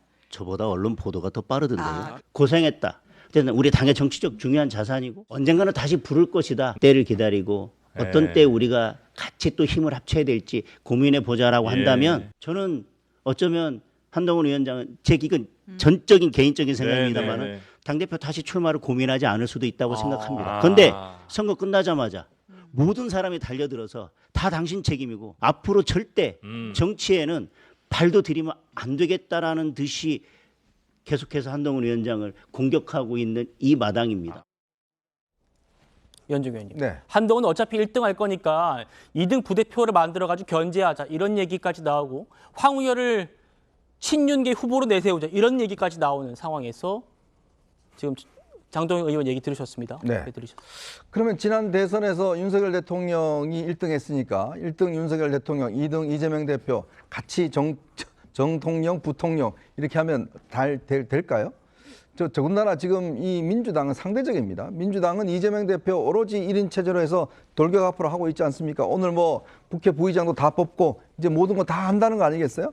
근데 지금 거기에 맞설 여당은 집단 지도체에서 매일같이 논쟁하고 매일처럼 당내 분란 일으키고 그러면 국민들이 어떻게 보시겠습니까? 결국은 상대적인 겁니다. 즉 약자예요. 지금 그 여당은.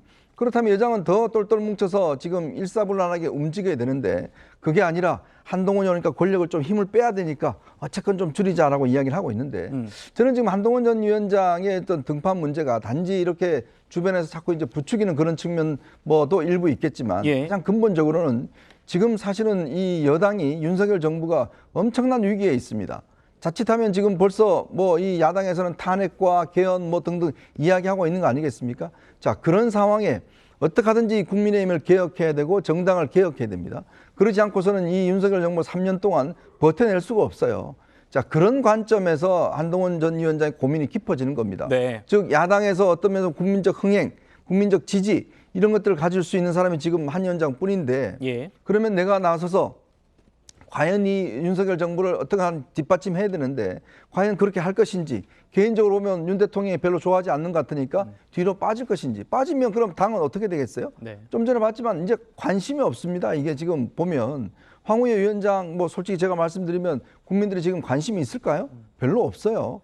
그러니까 야당은 지금 저렇게 이재명 대표, 조국 대표 지금 뭐 일사불란하게 돌격 앞으로 하고 있는 상황 아니겠습니까? 그런 데 대한 이제 어떤 고민과 윤석열 정부를 어떻게 하든지 3년 동안 성과를 내게 만들어야겠다는 그런 고민 속에서 본인의 어떤 거친 문제를 고민하는 것이지 제가 볼 때는 뭐 주변에서 자꾸 부추기고 한다고 해서 그것 때문에 나온다. 저는 그렇게는 보지 않습니다. 좀 더 큰 차원이라고 보고 지구당 부활 문제도 마찬가지입니다. 그런 정당을 개혁하겠다는 차원에서 어떤 본인이 비전을 이야기를 한 것인데 여전히 뭐 지금 용산과 일부 친윤들은 계속 안 나오기를 바라고 있는 것 같습니다만은 그러면 대안이 있나요? 그럼 대안을 한번 내보시고 그러면 이렇게 하면 좋겠다. 대안이 황우여 위원장인가요? 저는 그 대안이 되지 않는다는 생각이 드는데 마땅하게 그럼 한동훈 위원장을 제치고 뭔가 당을 혁신할 수 있는 뭐 대안을 낸다고 그러면 그거야 아마 설득력이 있겠죠. 그렇지만 저는 그 대안이 현재로서는 보이지 않는 것 같습니다. 대안이 보이지 않는다. 알겠습니다. 국민의힘 상황까지 짚어봤고요. 저희는 다음 주제로 넘어가도록 하겠습니다. 자, 오늘부터 저희가 별도로 코너를 하나 만들었습니다. 바로 놓치면 아까운 이 뉴스 이 사람입니다. 첫 번째 이 사람은 키워드로 먼저 만나보시죠. 날 보호해줘. 자, 허위 사실 유포해서 최서원 씨의 명예를 훼손한 혐의로 재판받고 있는 안민석 전 의원인데요.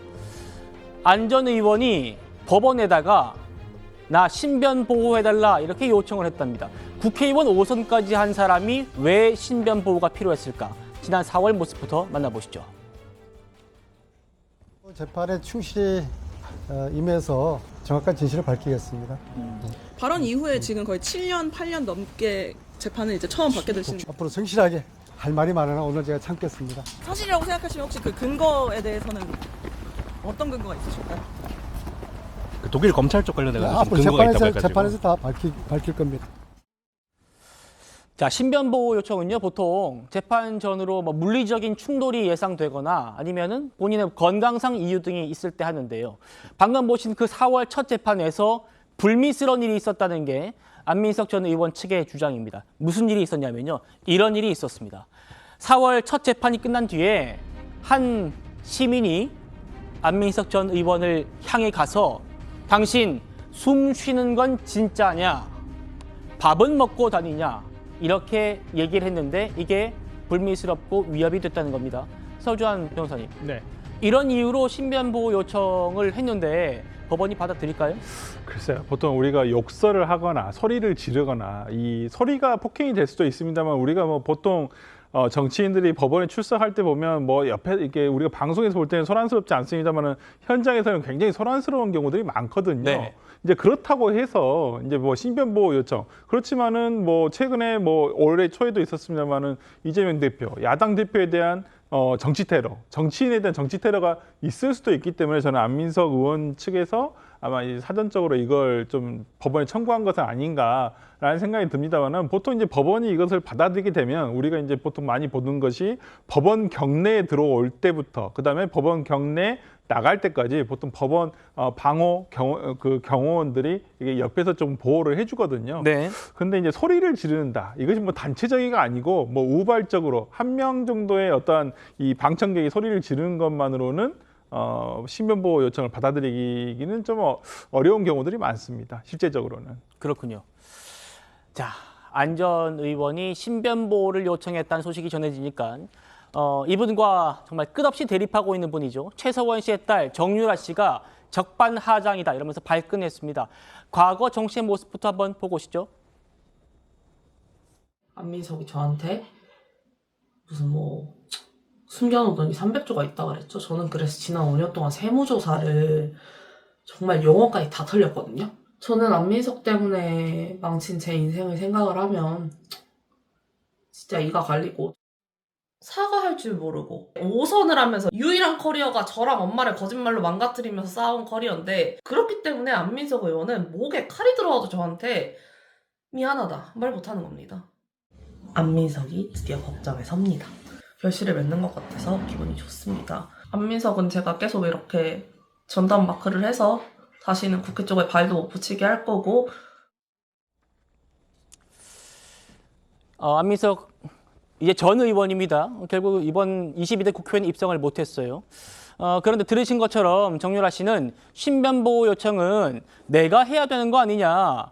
남자답지도 못해서 신변보호, 거짓말할 때만 상남자네. 뭐 이렇게 비판했습니다. 정영진 변호사님 어떻게 들으십니까? 뭐 남자도 신변보호 요청을 할 수도 있는 거죠. 그다음에 안민석 의원이 보기보다 나이가 많습니다. 그러니까 안민석 의원이 재판 과정에 있어서 어떠한 위협을 가하거나 불안하거나 그렇게 되면은 안민석 의원이 피고인인데 제대로 재판에 임할 수 없을 수도 있지 않습니까? 그러니까 안민석 의원이 신변보호 요청한 것 자체에 대해서 왈가왈부할 것은 아닌데 더 중요한 건 뭐냐면요. 안민석 의원은 이번에 이제 그 전 의원이 됐지만 무려 5선이나 20년 동안이나 국회의원을 했던 사람 아니겠습니까? 예. 그런데 그 국회의원 의정 활동을 하는 동안에 과연 정말로 그 우리나라한테 보탬이 되는 그런 의정 활동을 갖다 했던 것인가, 아니면 국회의원의 직위를 이용해 가지고 이런저런 불미스러운 일들을 갖다 했던 것인가, 그 결과로 인해 가지고 지금 재판받고 있는 것은 아닌가, 이런 부분들에 대해서 보다 정확히 그 비판하는 것이 그게 맞는 것이 아닌가 하는 생각이 듭니다. 알겠습니다. 정 변호사님, 그런데요, 법인카드 유용 혐의 받는 그 이재명 대표 부인 김혜경 씨요. 김혜경 씨도 법원에 신변보호 요청했는데 이게 받아들여졌다고 하더라고요. 네네. 이건 어떻게 받아들여진 건가요? 이거는 그 신변보호 요청을 하면요, 사실은 피고인들이 신변보호 요청을 하는 케이스가 그렇게 많지 않은데, 그런데 법원 입장에서는 이런 걸로 인해 가지고 불미스러운 일들이 벌어져서 재판의 진행에 원활한 그 재판 진행이 이루어지지 않을 가능성이 있다라고 판단이 되면, 그러면 신변보호 요청은 웬만하면 이게 주는 경우가 많이 있고요. 그다음에 김혜경 씨 같은 경우는 굉장히 지지자들도 많고, 그다음에 거기에 대해서 또 반대하는 사람들도 많고, 이런저런 여러 가지 사정들이 있기 때문에 그냥 그런 의미로 받아들여진 것이 아닌가 싶습니다. 알겠습니다. 법원이 안민석 전 의원의 신변보호 요청을 받아들일지 지켜보도록 하죠. 놓치면 아까운 이 뉴스 이 사람, 두 번째 바로 이분입니다. 이수진 전 의원인데요. 순항 못할 것이다. 이게 어떤 얘기냐. 지난 총선 과정에서 민주당으로부터 컷오프 됐죠. 이수진 전 의원. 이재명 대표를 강하게, 아주 강도 높게 비판했었는데 아무래도 본인의 공천 탈락이 이재명 대표 때문이라고 생각한 것 같습니다. 당시 목소리부터 들어보시죠. 돌이켜보면 저는 위기 때마다 이재명 대표를 앞장서서 지지하고 도왔고, 오늘의 당대표를 만드는데 그 누구보다 열심이었습니다. 그런데 지금 후회합니다. 그리고 책임을 통감합니다. 2년 전 수해 때에도 지역에 와달라는 저의 요청에 이재명 대표는 욕을 먹는다는 이유로 오지 않았습니다. 동지를 도와주기는커녕 흔들어대고 억지스러운 말로 모함하며 밀어냈습니다. 자, 이수진 전 의원이 왜 다시 화제냐? 최근에 한 언론과 인터뷰를 하셨더라고요. 이재명 대표를 향해서 이번에도 또 직격탄을 날렸습니다. 이렇게요. 이재명 대표는 굉장히 독재적이고 자의적이고 정당하지 못한 공천권을 행사했다. 그건 나에 대한 엄청난 폭력이었다. 이렇게 지금 한 언론과 인터뷰에서 다시 한번 이재명 대표를 직격했는데, 김영주 의원님 어떻게 됩니까? 결론적으로 얘기하면 이재명 대표의 공천이 틀렸다는 얘기예요. 유삼영 후보가 만약에 나경원 후보를 꺾고 이겼다면 사실은 그 공천이 틀렸다고 말할 수 없지만, 결과적으로 수차례 이재명 대표가 이번 총선 기간 동안에 동작을 굉장히 갔음에도 불구하고 결국 떨어졌지 않습니까? 이제 그런 면에서 자기 스스로가 만약 이번에 후보가 됐다면 이 흐름에서 당선될 수 있었다라는 그런 얘기가 나오기 때문에 강하게 저런 후과가 발생된다고 보여집니다. 그리고 누가 보더라도 이수진 후보 입장에서는 자기의 경쟁력이 실제로 유삼영 후보의 경쟁력보다 높았다고 본인 스스로 생각해 왔고, 그만큼 당에 충성했다고 보이기 때문에 또 이재명 대표에 대한 충성심은 물론이고 당에 대한 충성심을 보여왔다고 생각하기 때문에 더 많은 배신감을 가진다, 그렇게 보여집니다. 알겠습니다.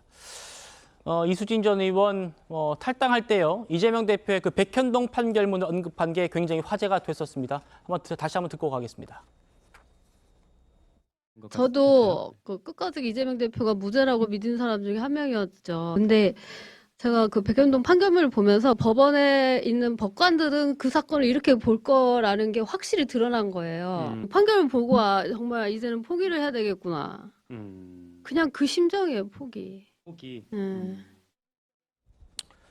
이수진 의원의 인터뷰 내용 추가로 좀 더 짚어보고 가죠. 이렇게 얘기를 했었습니다. 이수진 의원이 최근에 해병대원 특검법 표결에도 안 갔죠. 이분이 수감 중인 윤관석 의원 제외하고는 유일하게 불참해가지고 화제가 됐었는데, 이것도 언급을 했습니다.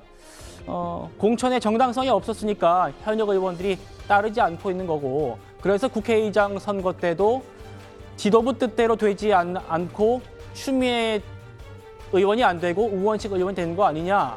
그리고 해병대원 특검법 때도 민주당 이탈표가 상당했을 것이다. 이렇게 얘기하면서요.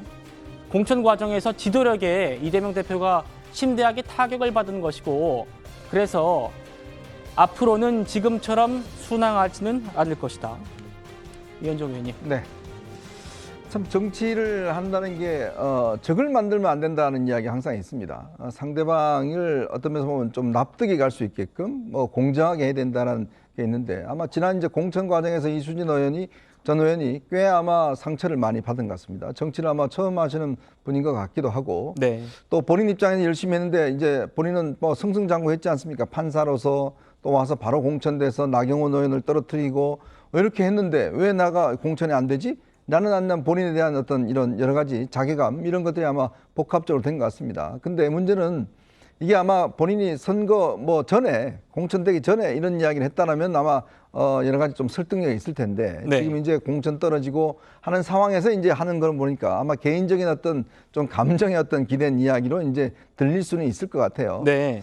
그렇지만 이제 본인이 계속적으로 이런 이야기를 하는 거 보면 아마 앞으로 이재명 대표에 대한 공격 이런 것들을 꽤 할 것 같고 또 이것이 지금 이제 지난 공천 과정에서 있었던 많은 분들이 있습니다. 일방적으로 어떤 탈락했던 특히 친문주 분들 중에서 이런 공천을 합당한 이유 없이 이렇게 탈락했던 분들이 있는 거거든요. 네. 아마 이게 나중에 다 본인에게 여러 가지로 어떤 불리하게 작용할 수도 있을 것 같습니다.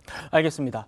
이수진 전 의원 탈당할 때도 그리고 최근에 그 해병대원 특검법 표결에 불참했을 때도 이재명 대표의 지지층 소위 개딸들에게 굉장히 심한 비판을 받았었습니다.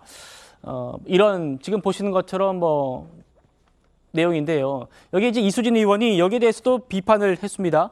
대꾸할 가치도 없는 지적들이다 하면서 마지막 본회의에 불참한 건 저의 솔직한 정치적인 의사 표현이었다 이렇게 얘기를 했네요. 설 변호사님 어떻게 들리십니까?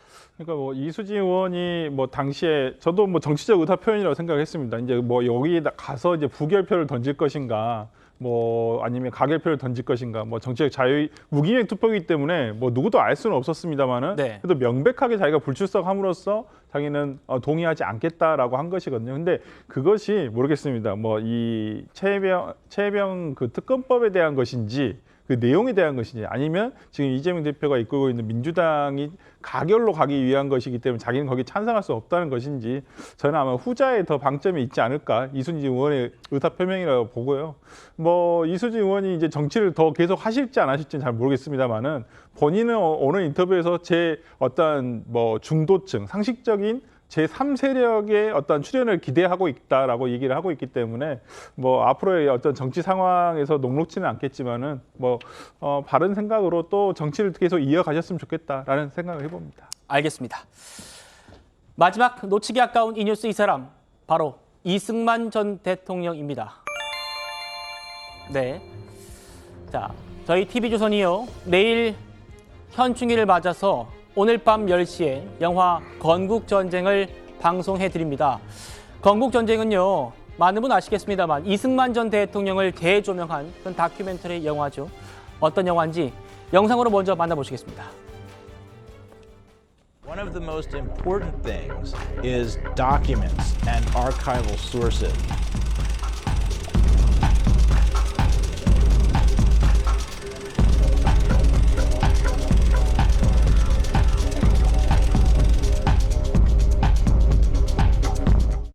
한 100개 상영관이 늘었어요. 그러니까 이게 확실히 지금 영화가 주목을 받고 있다. 그러니까 극장에서 영화가 끝나는데 기립박수를 치시고 그리고 애국가를 부르는 것도 있어요.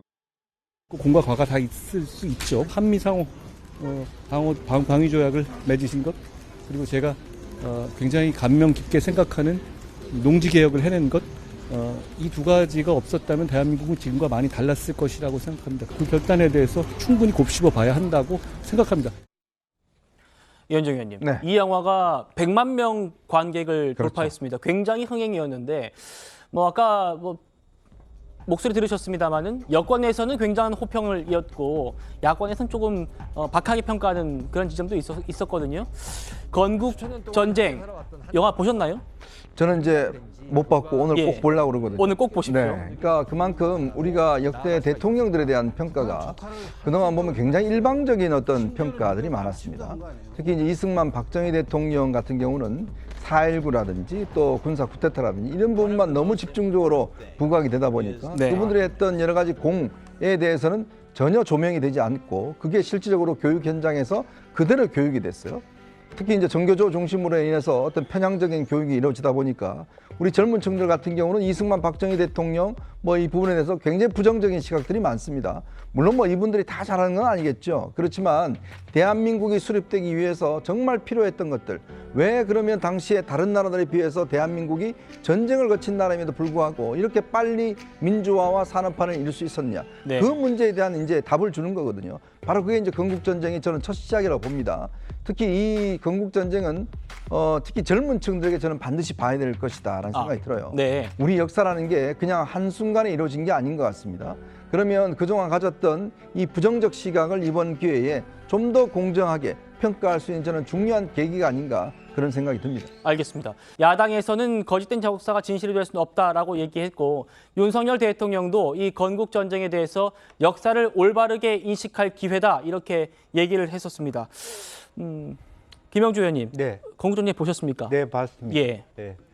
사실 저는 보면서 민주당 국회의원들이 한번 꼭 봐야 될 영화다. 저 그렇게 느꼈습니다. 실제로 보면 제가 건국전쟁이 전체적으로 다 옳았다 그렇게 생각하지 않았습니다. 실제로 김구 선생에 대해서 너무 일방적으로 평가하고 있거나 말년에 대해서 평가가 없다는 게 아쉽게 봤습니다만은 저는 우리나라가 발전하기 위해서는 이와 같은 뭐 초기 이승만 대통령의 업적, 하와이에서의 업적, 그리고 여러 가지 어떤 긍정적으로 봐야 될 부분을 제대로 보는 그런 작업들이 있어야만 역사가 완결되어진다라고 보여집니다. 그런 의미에서 한계가 있지만 건국전쟁은 굉장히 의미 있는 영화이고 모든 정치인들이 봐야 될 영화다. 제가 가슴 아팠던 것은 문재인 정부에서 이승만 지우기 위해서 수재피를 부각시켰다든지 네. 혹은 여성 참정권에 이승만 대통령이 갖고 있는 어떤 탁월한 예지력이라는 것은 상당히 새롭게 느끼는 부분이 있었거든요. 제가 참고할 것은 독일과 프랑스의 역사학자들이 서로의 철천지 원수인데 2차 세계대전 이후에 각기 손을 잡고 단일한 역사 교과서를 만들었다는 부분. 네. 그렇기 때문에 우리가 저와 같은 영화들이 많이 나와야 되겠다 그런 생각을 갖게 됩니다. 알겠습니다. 오늘 밤 10시입니다. 저희 TV조선에서 방영하는 건국전쟁 꼭 보셨으면 좋겠습니다. 저는 1분 뒤에 돌아오죠. 네, 현충일인 내일도 오후 5시 10분에 찾아뵙겠습니다. 여러분 고맙습니다.